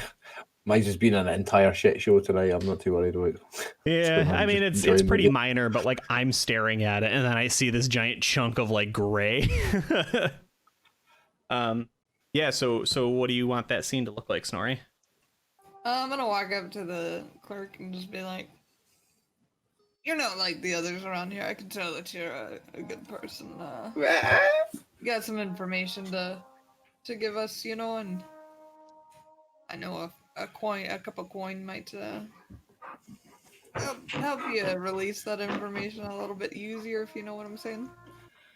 It's like I like you plenty. You're real cool, but I want to rank up someday. I can't be seen sneaking information to a bunch of. And he says this like it's a dirty word, right? He says adventurers.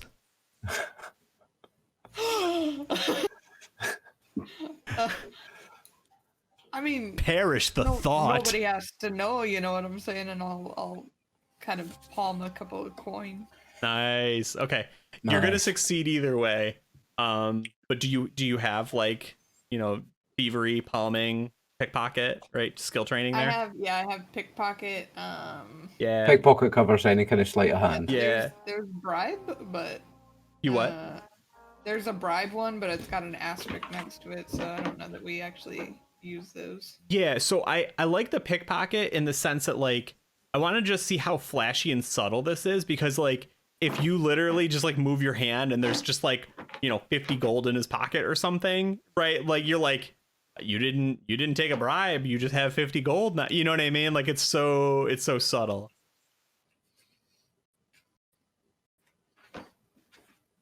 It's like as long as you don't get like a crit 100, there's no way you fail here. So I don't know if the dice is actually set up. I'm clicking it, but it's not.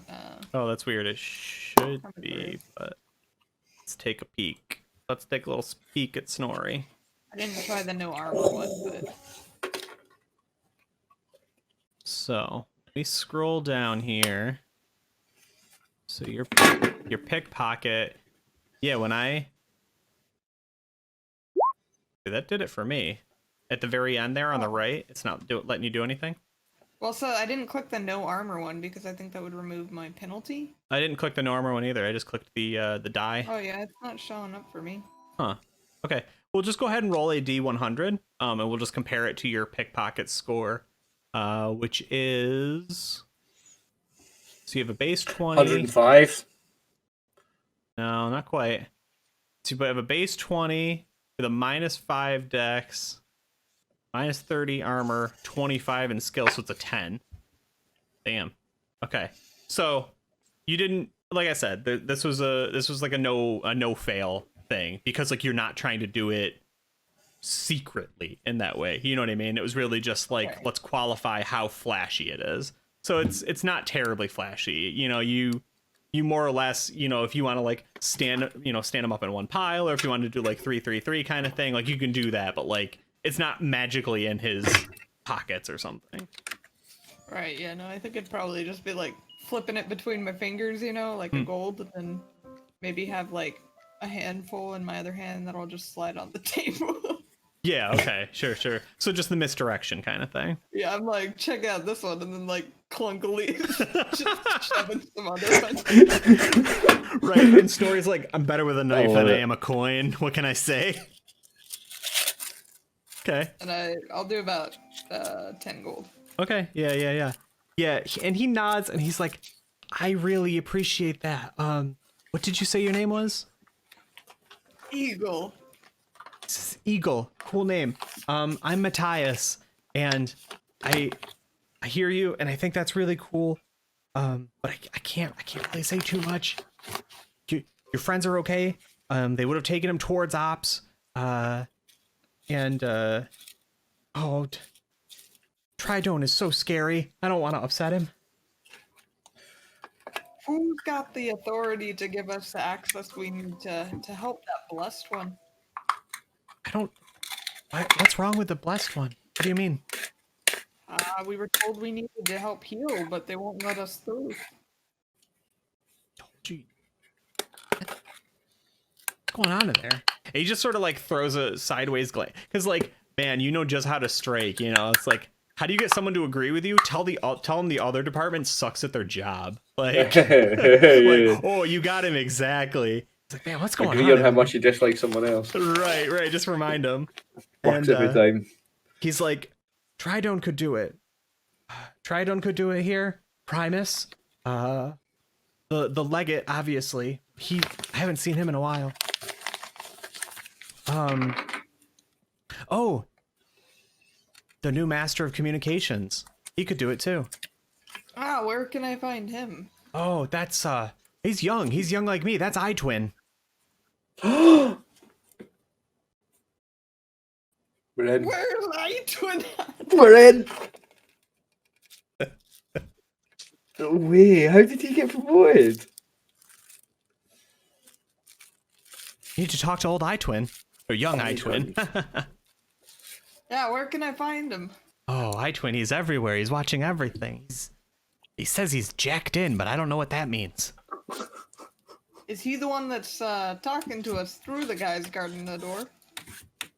Well, no, they're talking. It's that he could be listening.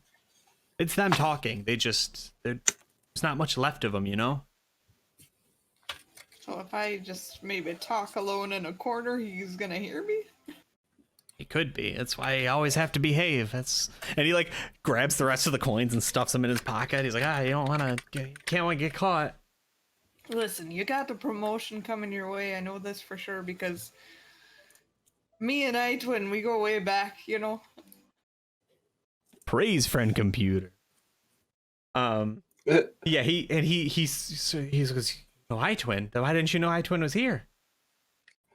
I mean, it's been a minute since I've seen him. Lost my loved one, my brother lost his loved one. I'm losing track. I'm already like falling out of my lie. Yes, Right. please keep up with your own deceptions. It's the only way it works. It's fucking hard. That's good. Yeah. He says, I can send a message. Yes, I can. We can find you, iTwin. If you know iTwin, that's good. All right, tell iTwin that Snorri and his companions would like to see him. Snorri's one of the ones that they took. Okay. Snorri and iTwin. Yes, I understand. And you're Eagle. Right. I'm just one of the companions. You don't need to say my name when you're talking to him.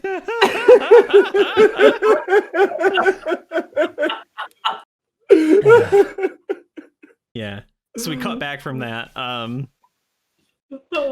Yeah, he would basically Tridone would You just stop saying my basically name. what's that? Would you stop saying my name, Yeah, please? sort of a big deal. Don't be I telling my really name to hate my everybody. own name, you know. What's that? I said I really hate my own name. Can't stop thinking about the fact that it's irons backwards. It's what? Irons backwards. What is? Snorri. Snorri. Oh, so Snorri is a mythological name. That's where I stole that one from. Actually, so and I haven't bothered to correct anyone because it's funny to me, but it's not eagle. It's more like Eggle, right? It's eagle. I just don't like saying Eggle because I stole that too. I just basically went into like, Nordic mythology and looked for a name that I thought worked. But then I really like that like people hear it and I'm probably mispronouncing it, right? But I like that I'm saying eagle, but it's not eagle. I thought that worked.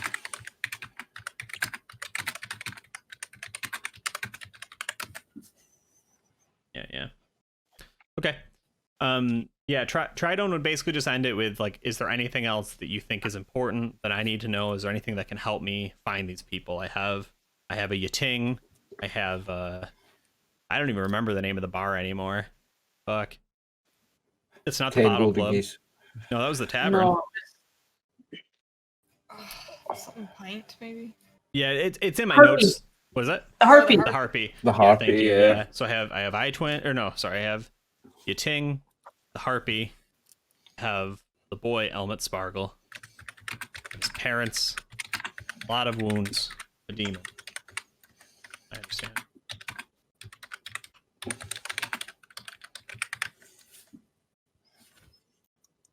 And it's okay if you don't have anything else to add. I just write like ego, yeah. Lego.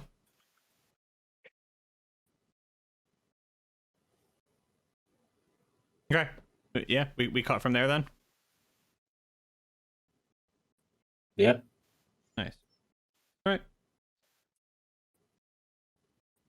right. Snorri, are you just still talking to the guy when they roll back up? Yeah. Okay. Yeah, and I think Tridone, he gives the kid a glance. The kid gulps loudly, and he's like, and he just like runs and grabs a broom somewhere. Thank you, Right? Danny. He's just like, I'm busy. He's just sweeping. Why you gotta scare away somebody who was just giving me compliments on my music? Yeah, and he just cracks a smile. He says, "Is that what that was?" Dwarven Like music. you heard it. Dwarven music, truly pitiful. I'll just take out my harmonica and start playing until he walks away. Yeah. I mean, he doesn't linger, right? He just sort of takes in the room once, and he says, "If you wait a little while, there will be others leaving the building. I would not recommend walking out on that bridge on your own. The sentries are really not trained to distinguish friend from foe if they're on foot."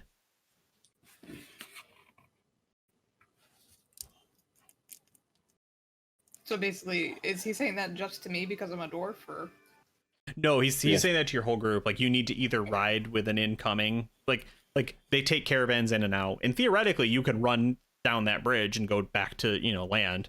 But he's saying someone's going to shoot you if you try it. So he's Gotcha. encouraged. Remember, the bridge is so thin that you can't even have two carts going back and forth. Like it's one in, and then it waits for one to go out, kind of thing. Right. But I mean, both groups have. I guess I don't know the. Yeah, Amistan and Goldspear, like, you got some information. You got more about like the dwarven stuff, right? You got a little bit about this guy. Yeah, thank you for hanging out with us. Appreciate it.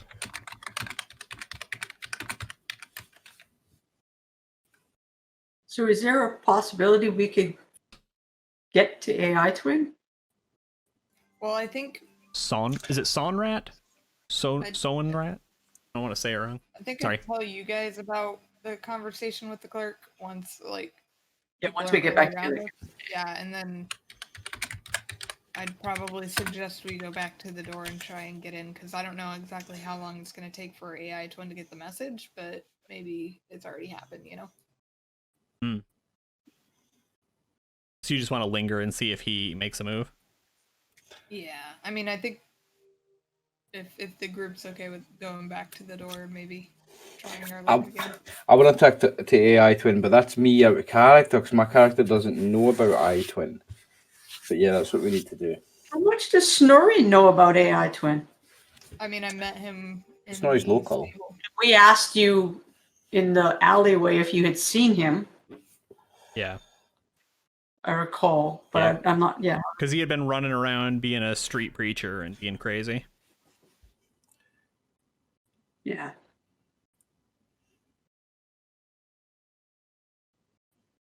Yeah, we'll just meet back up however we find each other.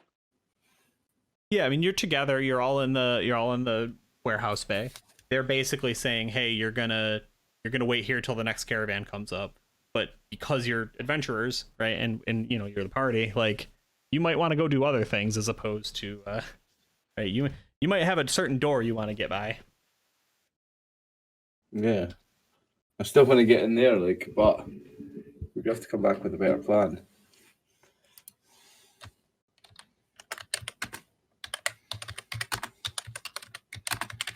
We need to at least find out if AI Twin can or will help us.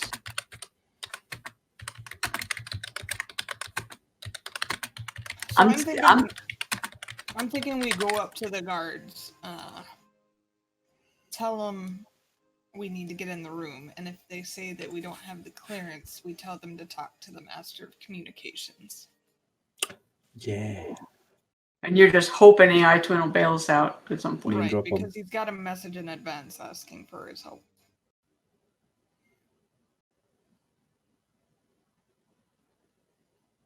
Worth a shot. To the door! Yeah, right. So you cut back into the medical stuff, which they're not like gonna necessarily stop you, right? Like you didn't cause really any problem. Zero Gold Spear has some medical information, and like by and large, you know, people are okay. You know, it's been about like another hour and stuff, so like some people are starting to come to that maybe were not conscious before. And but yeah, you walk down to the door. Yeah. Mhm. Okay. What's the conversation like? Who's leading? I believe we have our credentials in order now. Permissions have been updated. Yeah, clicks, right? This is negative. Check with the Master of Communications. Patch us in directly. Yeah, it clicks. Checking with Master of Communications.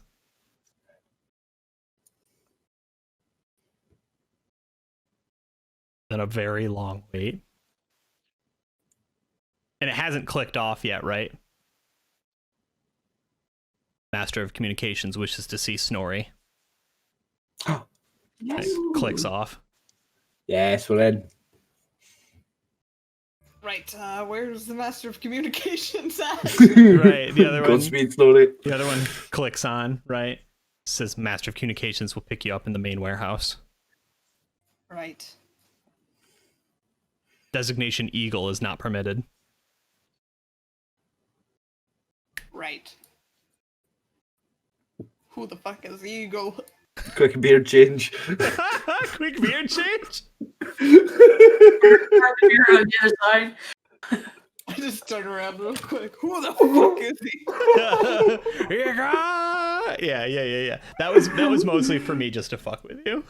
I just had to say it. I thought it would be funny. Okay, so back to the warehouse. Yeah, before we go, I'm gonna pop open the door and see if that guard's still doing okay that was injured. Yeah, he is, right. They've got him bound up pretty good. His mask's on, but he's up and seated a little bit. Like, I don't know what an eyeless elven Is that the guy she fighter. So the guy she cured. Yeah. I don't know what he does. You didn't play the harmonica music beforehand, did you? For him, I mean. No, I Yeah. can't. Yeah, that's I think he says I could hear it just at a distance. Was that you? It was my lack of vision has actually helped my other senses enhance, and so Fucking I've lies taken a on liking lies. to music. Yeah, he says Excuse me. I remember wanting to be a musician as a child. There's still time, Tertius. Yeah, he just raises up his hands. And he's got the mask up, right? And he says, I only know war. That's kind of sad. Alright, hold on. All right, Bane. Let me see something.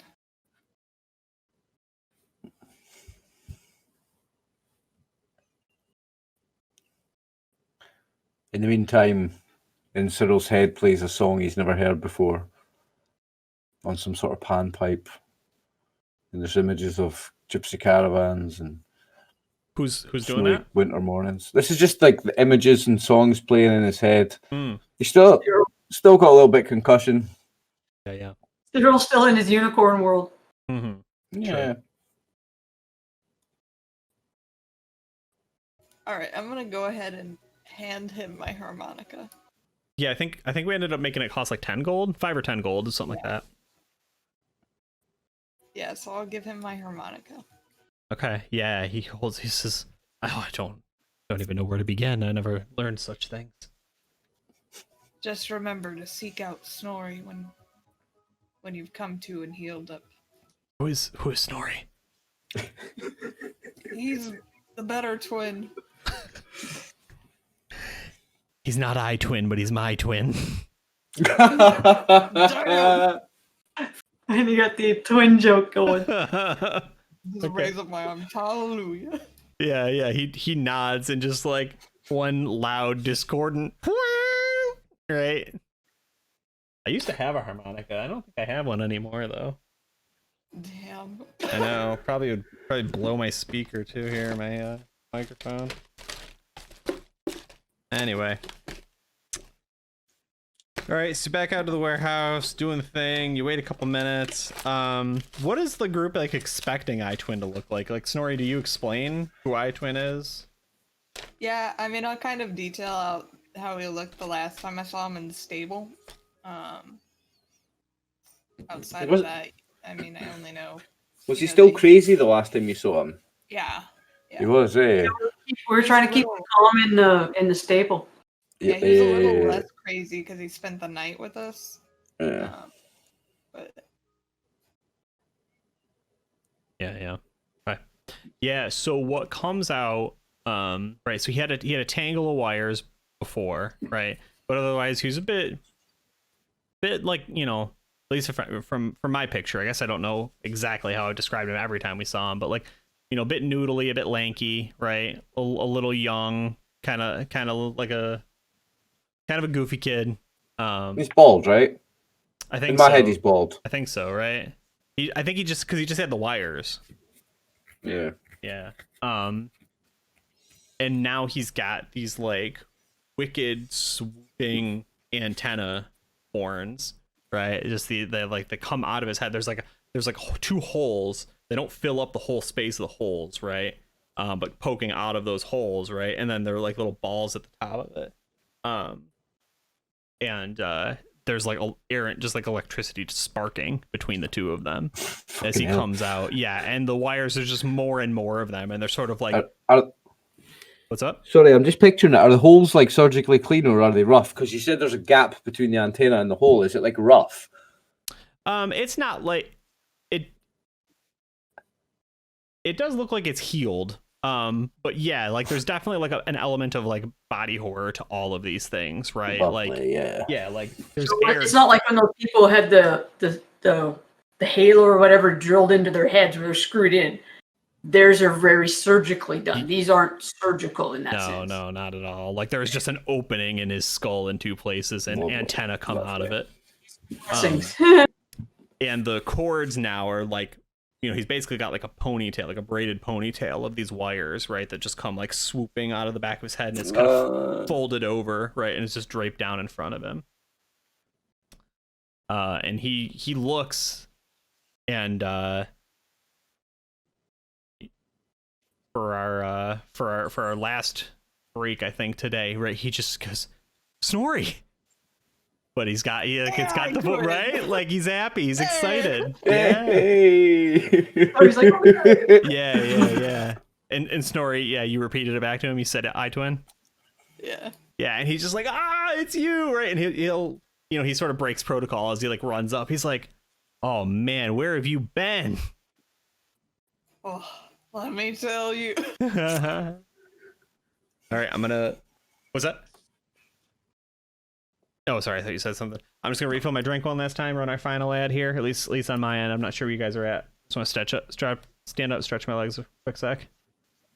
Cool. Okay. Actually, we're so close to finding our old characters. We were on the other side of a door. It's frustrating. I just want them to open the fucking door. I know. I'm like, oh, what is up with this lawful good, restriction? Like, I can't just kick this guy's head off and kick this door in. Why did I have to be a paladin? My last character would just kick the door in. Yeah, this is super exciting. I feel like it's just going to be a tease, though, letting us get that close. You think I would do that to you? 100%. Yeah, cliffhanger, and then isn't he not available next time? So it'll be a month before we find out. Yeah. Yeah, before we know. See, told you. Yeah. What a piece of shit I am. So we cut to iTwin's office, right? He's got like the full on. He's got 2 desks, right? He's got one up on one side where he can do work. He's got another one where he can receive visitors and talk to them, right? Oh. And he would have, like to you all this like absolutely like gnarly, right? It's functionally like a switchboard or pegboard, right? And he's got all of these different plugs coming in and coming out of it and everything. Like he is the tangle now, as opposed to, right, like just being on the receiving end of it. Like he is the organizer. And the audience would get like blank stares from the party members, all kind of looking at something, right? It's camera's looking at you, you're looking at iTwin, and you're all like, and he would like pull a plug. You go, sorry about that. Ever since the war's really ramped up, and master communications need to be available at all times. Where were we? Trying to keep track of everything. He was plugged into the switchboard. His body was plugged into the switchboard, right? Yeah, he like That's how he monitors it all. He like had to do a thing. He was like plugged in, yes, okay, hold on, right, transmitting messages, pulled it back out, and then returned to his conversation. So he's being a human telephone for the war effort. Right, we were just seeing if we could get some permissions to get in the room. We heard somebody needs healing back there. Because I mean, there's some prisoners that are probably not in the best of shape, but there's no one that needs healing. What do you mean? I heard they need healing. Because, oh, I get it. This is another one of Snorri's jokes. Am I with Snorri at this point? Yeah, everyone's there. Okay, they need their souls saved. Goes, well, that kind of talk's going to get you in a lot of trouble. Hey, Snorri, who is this? Kind of looks like Arix. He's just some pompous asshole. So kind of like Arix. Clip it. Because it's interesting you're here. You came at the right time. I've been struggling to figure out what to do. Snorri, where did you go? I mean, I just tried to lay low like Winnie had said, and I don't know. Ended up hearing news of Winnie and kind of lost myself for a bit. I understand. Well, I have good news on that front. And this is where DM Dave has to go through each party member. Goophin. Hmm? Is Alicia on the other side of that medical bay wall? Is she currently a prisoner? Sure hope so. Well, it's your call. I sure hope so. Yeah, it's your call. Yes, please. Okay. All right. She's there. Brew. Is Maverick there? Yeah, if you want him to be.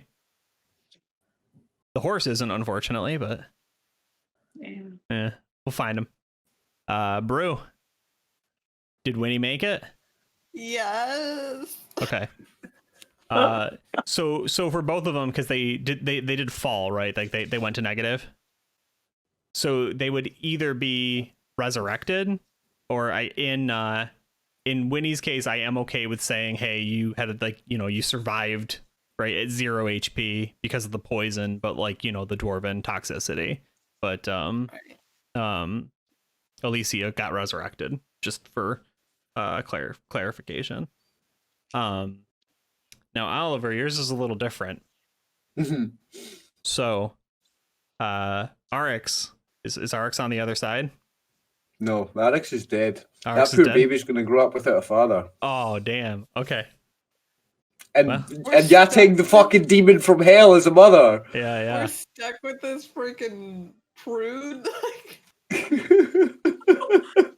Wow, he's not gonna bring RX Yeah. back. Yeah. Alex is dead. He nods. He says, yeah, I tried. He didn't want to come back. Which is a shame, because I could feel it when I finally got connected. He was ready for the blessing. But it just wasn't his time. He fell too soon. I was gonna have you get the blessing there, Oliver. The calling. Yeah, the calling. No, it's up to you. You asked me if he's behind the door. Like Yeah. maybe he's not behind the door, but he's alive somewhere else. But in my eyes, Yeah. he's gone. Like I had let go of him. So Yeah, that's okay. It's your call. It's your character. You know what I mean? yeah. Because I like to only have one at a time, eh? So yeah, for Yeah. me, he's dead. Like Yeah, and it's like the resurrection spell only works if you want to come back. You know what I mean? it's like, does it work on half elves? Because it doesn't work on elves. Oh, in you're this right. edition of this game we're playing. You're right. I forgot And about Alex that. is a half elf. Yeah, I forgot about that. Stinking elves. Fucking elves. So you knew he couldn't come back anyway, unless he well, somehow or other didn't get I the forgot negative. about that. Which one's the lower? You've got raised dead and resurrection. Only the higher works on elves. The lower doesn't. Yeah, I think I'm not- resurrection's I'm the not lower one. And I'm not sure what happens for half elves. But anyway, yeah, for some reason he's not back. Yeah. That, Okay. that poor baby is going to grow up with Yating, the demon from hell, as a mother, Yeah. and no father. Poor uncle, poor Uncle Duke Cyril Goldspear IV that doesn't even know he's the uncle yet. Is going to have to rescue this baby and raise it a paladin. Yeah, I was gonna say, like, honestly, that's pretty cool, right? Born of a bastard and a demon, right? Raised by a paladin. Like, it's a heck of a character backstory. Let's do it. Let's do it. Yeah. He says, I've tried and I can't get them out. They were wanted as accomplices to Prefector Lorik, who got away. But and he says this, Amistan, he doesn't know who you are, right? How could he? Like, he sees you. He probably knows your name because you've been in here and floating around, but he does not know that because you came here completely, you know what I mean, sideways to any sort of the sensors that he works with. So he literally says, right? He literally says, like, Winnie, Snorri, Winnie, and Alicia are in the prison. What do you mean? Alicia? Winnie's alive. My sister? At this point, Right, he Duke looks. Cyril Goldspear pulls the sword out. You doing with a sword, man? We're here to rescue someone. Oh, sure. Just here in the prison. Yeah. Yes. Like chop down a twin. Both Winnie and Alicia. Alicia. Who are you that you know Alicia? It's my sister. Oh. How did you get here? I have no idea. Okay, that makes more sense. Yes, your sister, and does iTwin say Snorri's wife or Betrothed. betrothed? Yeah, yeah, I mean, Snorri would be like, my betrothed. yeah. Yeah, he's like, When he's like, yeah. So iTwin kind of dances around that one. He's like, My babe.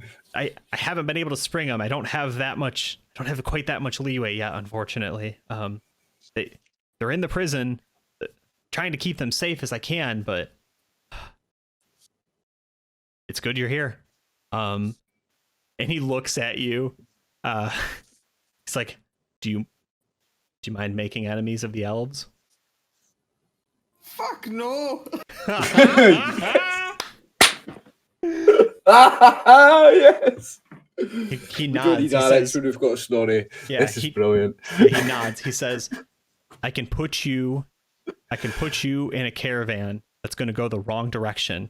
There's a very thin road around the bottom of the Black Pit prison. We're gonna put you in a prisoner transport, and I'm going to lose you. And you're not going. I won't be able to do much in the way of backup. You're going to be very much on your own.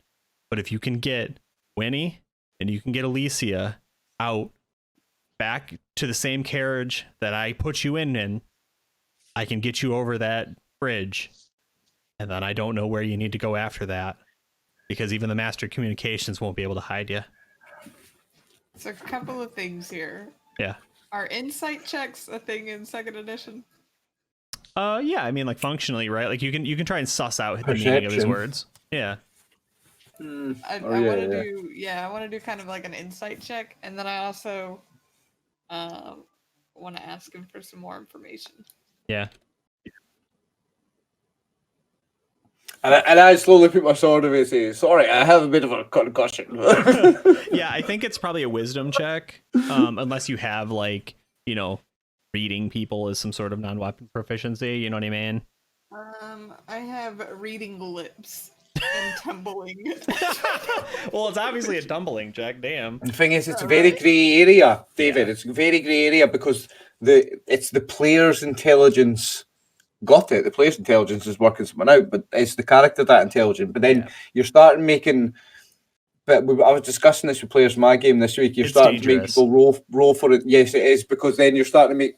Then you're going to have to make like other characters think, but he's intelligent. He would have worked out this thing that none of them worked out, and I'm going to have to tell this character that something. And yeah, so I don't know how you do it. Like, So wisdom. Yeah, I like a wisdom to really, like, to me, like, you can never truly know someone. All right, let's get like big brain here, right? Like, you can never truly know someone, but you can look at what they're telling you. Does it make sense with what they've shown you before, right?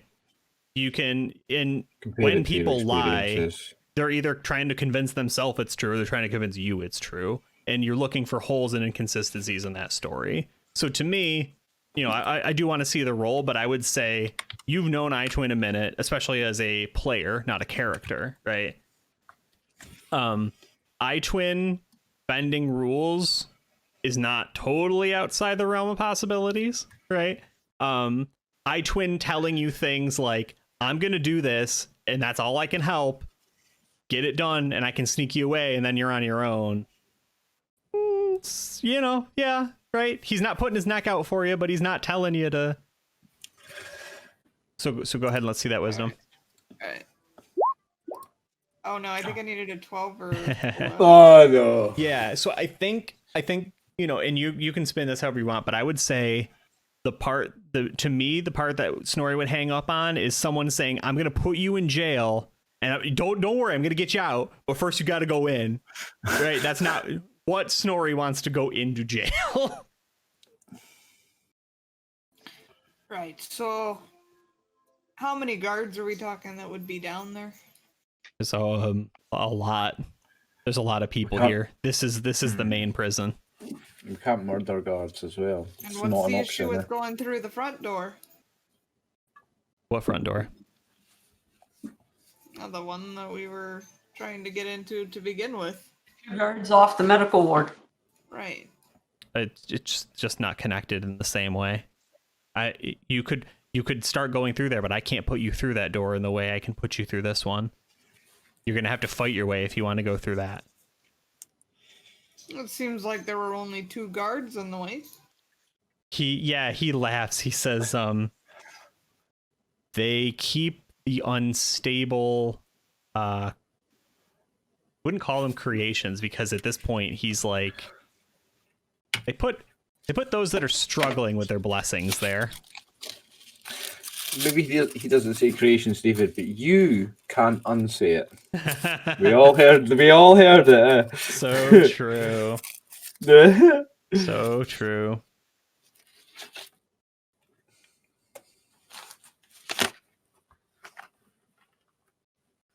Alright, okay. Well, we're gonna have to think about this. I don't know. I don't want to risk their lives, but I want my Winnie back. Remember, you're the brains of the party. Hell no. Yes, you bloody are. Yeah, he says, we can wait and see if there's a better opportunity. If you need time to prep, I can bring you back in here for another meeting later. It doesn't have to be this moment, but they are stuck there and I can't get them out. The best I can do is try and keep them safe inside. I've slowed down the paperwork. I've managed to make sure they know when other prisoners are plotting. And he swallows hard.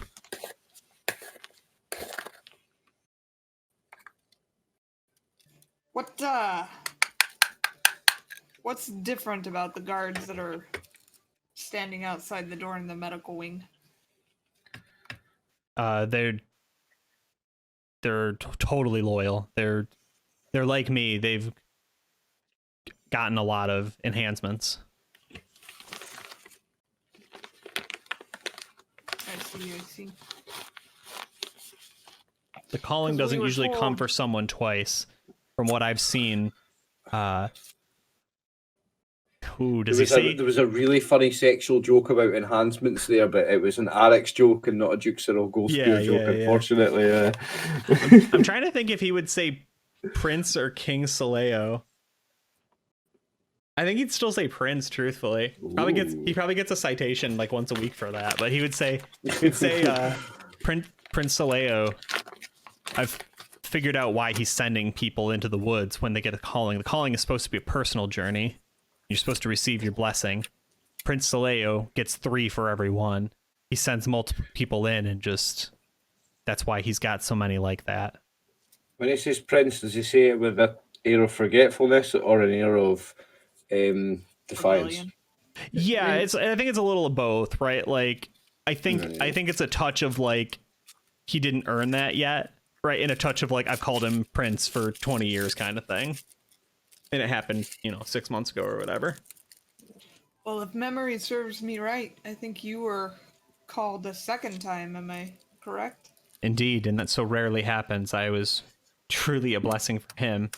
That's the only Except reason. he wasn't. That was made up in his own head, though. That didn't actually happen. That was his madness, wasn't it? No, he got the calling twice. Yeah. Oh, right, okay. Yeah.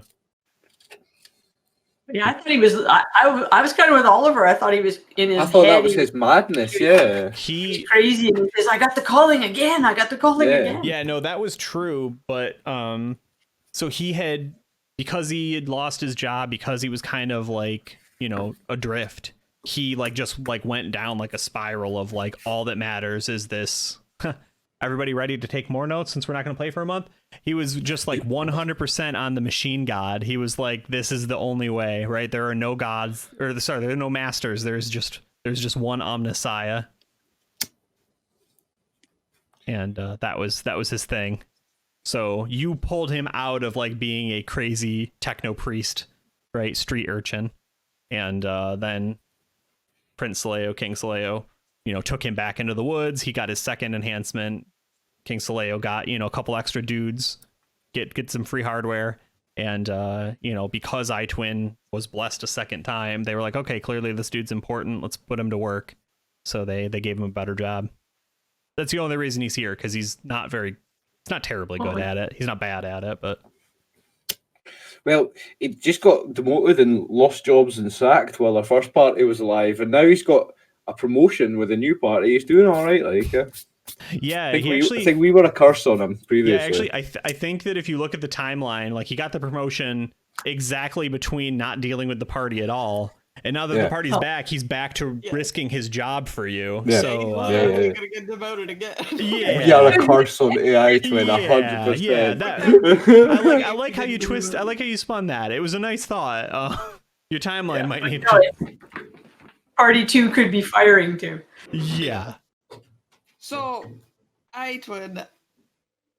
We were told that you could get us the credentials to get past those guards in the medical ward, though, so that maybe we can do a little bit of preliminary scouting before we decide upon a plan for rescue. I could put you into that medical ward if that's really where you want to go. I don't think there's anything of valuable there. I'm telling you honestly, it might help us. the elves that are in there are no longer elves. They are just machines, and they're not happy about it. It is a greater risk to put you there than it would be to put you in the prison. So you're saying Winnie and Alicia are not in the medical ward, they're in the prison. Correct. But we know from Oliver's... Wait, did the detect evil detect somebody beyond the door that was good, too? I thought RX was evil. I thought RX had an evil alignment. Oh. Yeah. And if RX was there, which he should have been if he was alive, because he had received the calling and they weren't sure what to do with him yet, he was going to be there. So instead of like not letting you two get to do it, I just went through everybody. I think to justify it, Dave, his neutral was so loose and his chaotic was so strong that the neutral shows up as almost fucking flickering over to evil. Yeah, like, and that's okay. I'm not worried about it. I just, for some reason, I thought I remembered you talking about him being evil. No, chaotic neutral. Yeah. So I apologize if I made that a little unclear. Narcissistic. It's almost the same thing. Yeah. Winnie and Alicia are in jail because they are considered to be accomplices to Prefector Lorik. They're not, but that's where the Elven military found them, and they didn't really ask any questions. So getting behind that door isn't going to get us to Winnie and Alicia. You could go through the medical door, then into the prison, but what iTwin's telling you is there are unstable machines in that half of the medical wing that are just as likely to attack you as anything else. He'll do it if you really want him to. He's just saying, I wouldn't. Which means that Dave is telling you, I wouldn't. But y'all ignore that shit all the time, so you do you. Yes, but we also keep dying. Yeah. True. So maybe we're learning we're not going through that door. I mean, there's also like maybe you just want to see the cool badass machines. Like so we haven't gotten I know better. Oliver knows better. It's my characters that are stupid. Has everybody seen season 2 of The Mandalorian yet? Yeah. I haven't watched any of it yet. You know the Dark Troopers? Yeah. Those. I've seen lots of fucking clips and stuff. It looks really good. I don't have Disney Plus. I've got Amazon and Netflix, but not Disney Plus. Yeah, the Dark Troopers are exactly what I am envisioning. All right, Brew, I'm not going to post this in your chat. Let me see. I think I've seen this. Yeah. That's what I see when I think about like the rogue machine thing pushed so far that like they just don't have humanity left. They're just angry, right? They're just angry machines that used to be human.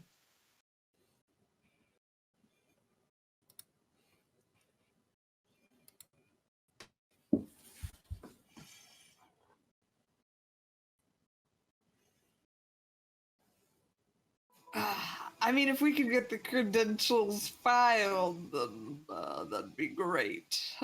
If we could just get a little stamp on this here. So what do I need out of you today? Credentials. We need a stamp. Yeah.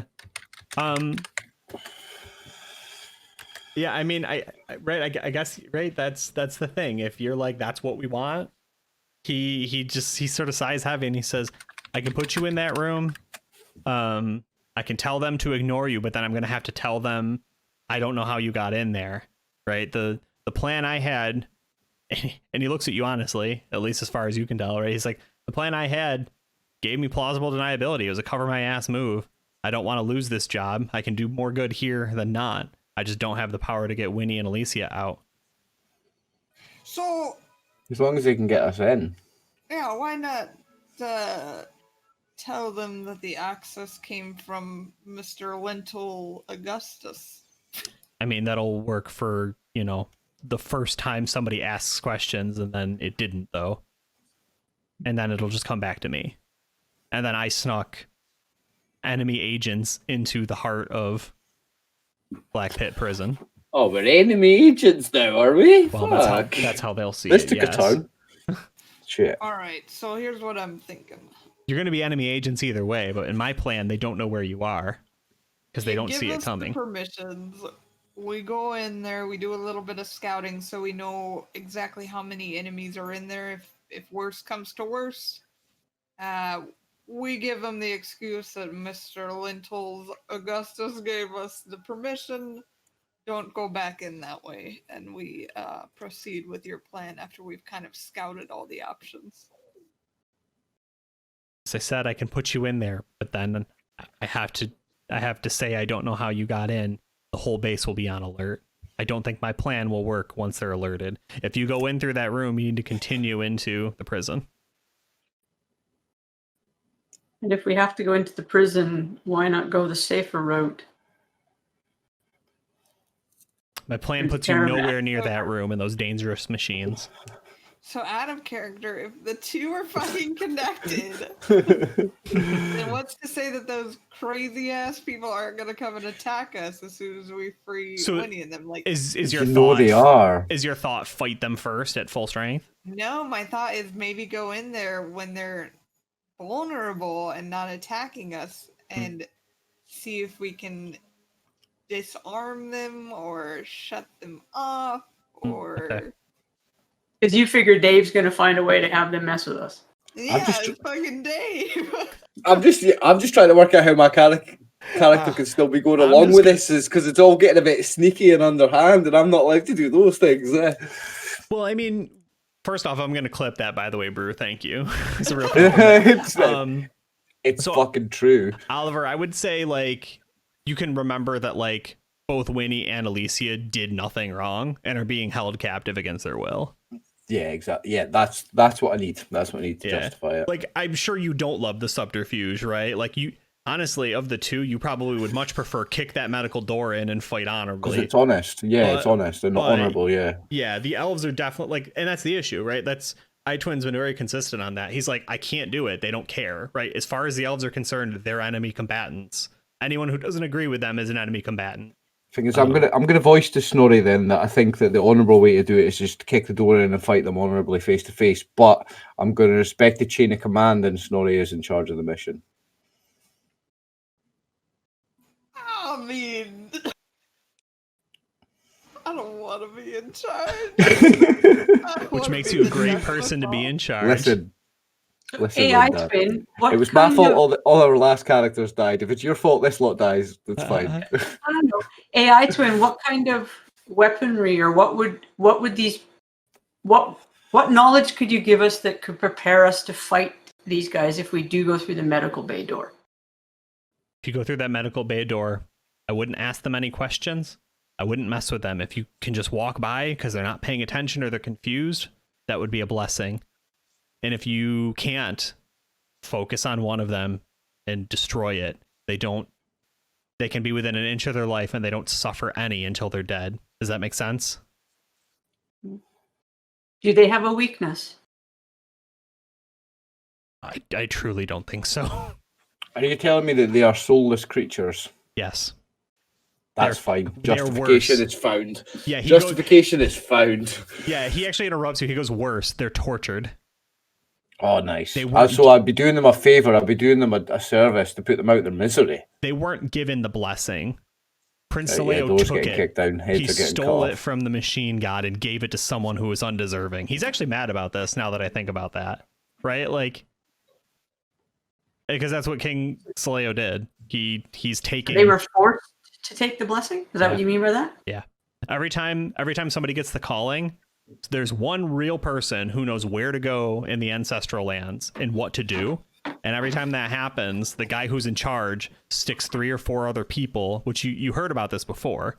He sticks 3 or 4 other people in a contingent. They follow them under the auspices of keeping them safe. And then everyone jumps in the pit for the reward, right? And then when the person whose the blessing is for leaves, King Saleo throws another 10 people in the pit because he knows where the thing is and uses up all of the resources. And then a new calling has to happen somewhere else. It's not just one place in the jungle. It's all of these little hidden sites, and he's using them all up. And yeah. Does that make sense? Yep. Yeah. And that, and the more I think about that, the more like iTwin would be mad about it, because like he is a follower of this machine god, and King Saleo is seeing it as the elven destiny, right? To just take it. I don't care. It's mine.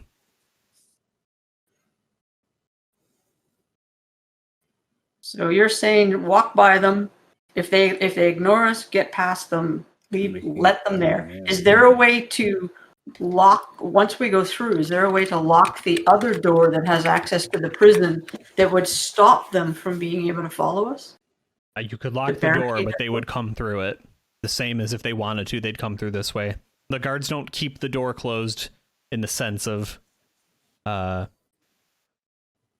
pressure. They're just there to slow them down.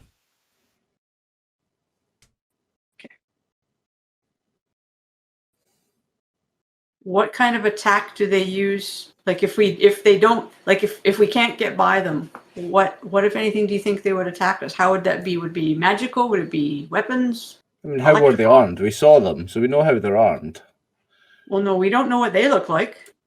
And the guard, oh yeah, inside the room, yeah. Inside the room. I'm just trying to get a suss of as much knowledge as we can before we go in there. Most would use the elven double-bladed sword. I don't think any of them possess magic, or if they do, I don't think it's any magic that's controlled or planned. It would be spontaneous. So looking at AI Twin and his enhancements and from looking at the other people, is there a way for me to like disassemble them with like maybe my thieves tools or some shit? I mean, if you had one, held or right, like certainly possible. It'd be slow going, but it could be done. You can rewire them with your lockpicks. God. I certainly cannot hold him down for that. Like, you're gonna have to ask the ranger.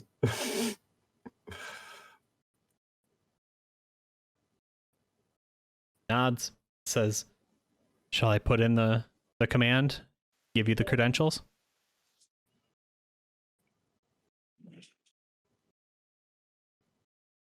I'm fine either way.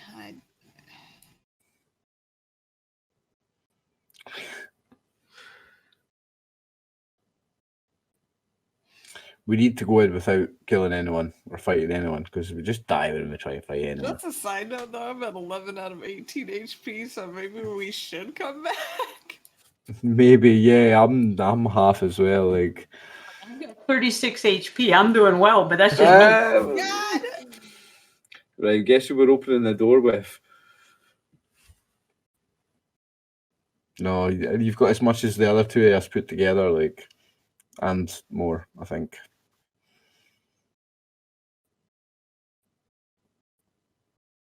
What's the plan? So maybe take. Fuck, how does healing work in second edition though? Like, doesn't Slow. it take a while? Yeah. I can heal one of us tomorrow. 8 points. That'll fully heal me. But I've got 2 healing potions. We've got some healing potions. Too, but... I will drink one of my healing potions. Okay.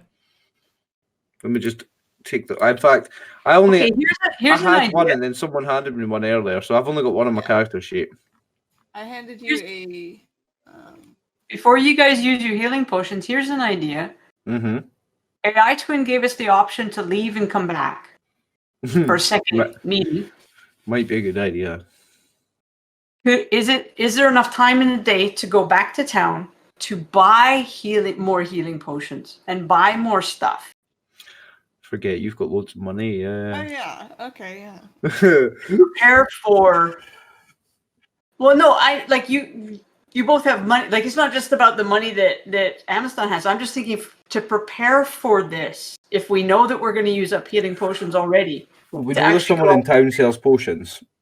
And Pardon? there might even be we know there's someone in town sells Yeah. potions. The Hobbit brother and sister, husband, wife, White Stripes guys, whatever they were. Yeah. They sell potions. We could potentially not just get healing potions, we could maybe even get something else, like some buff potions, like a potion of strength or something, you know. If we have a way to come back in legitimately without doing Invisibility. anything, go prepare and then come back. Yeah. Which also gives you a good night's rest, which is proper healing. Yep. Well, Idea. one hit point each or whatever. But then tomorrow in the morning, I can do 8 hit points of healing on somebody. So, Dave, Yeah. the armor that these elves are wearing, how difficult is it to commission somebody to recreate that?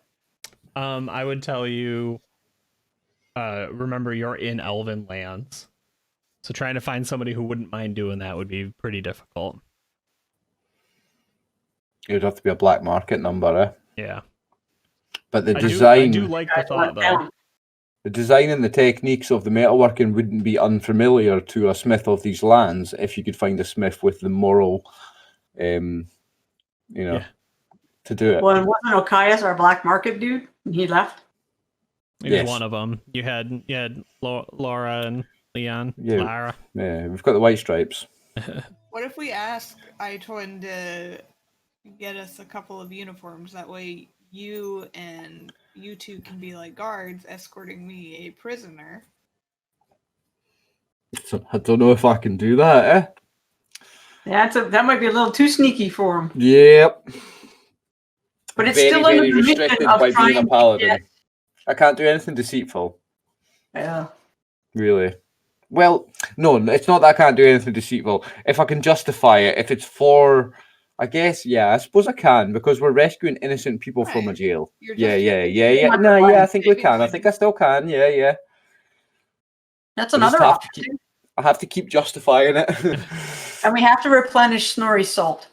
Just can't be enough time.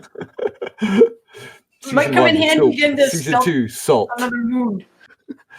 Last time was soap, now it's salt. Yeah. Okay. I think we come back in the morning. Yeah. I think that's probably our cliffhanger then. I was gonna have the cliffhanger be, like opening the door.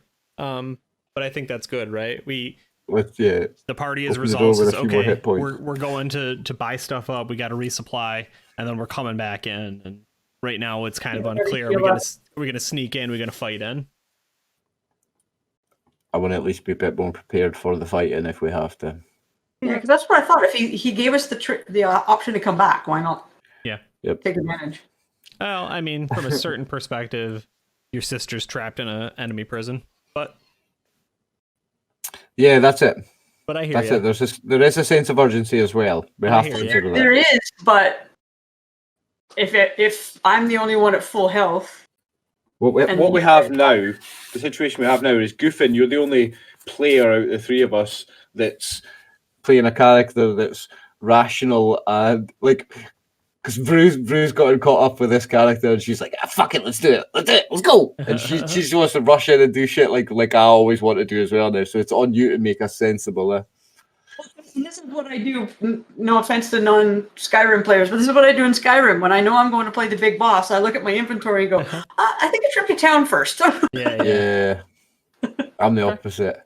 I go in and die 10 times because I didn't go to Well, and town this would one also time. be where I'd go save, Yeah. then go in. But there is no save in Dave's games. No, there's True. no saving. Yeah, let's go to town and buy Yeah. potions. Okay. All right, we did it. We do have a plan. Yeah. We got a couple questions to clear up before next game. Next game will be a month from now. 4 weeks from now. I know. Guess 2 you'll have- weeks is bad enough, but You're good. I understand work is work. We said boo to your work. We've already voted. Oliver, you'll have to run the golden goose heist, great golden geese heist part 2 or something on the off week. Do you know I'm like 6 games behind on my YouTube editing? Oh, so okay. Maybe I'll get my finger out and do that. Yeah, Okay, so we're not doing April 4th, but we will be back on the 18th. yeah, that's the plan. 18th of April. Okay. Sweet. All right. That's fun tonight. Should we? It was fun. Anybody we got to raid?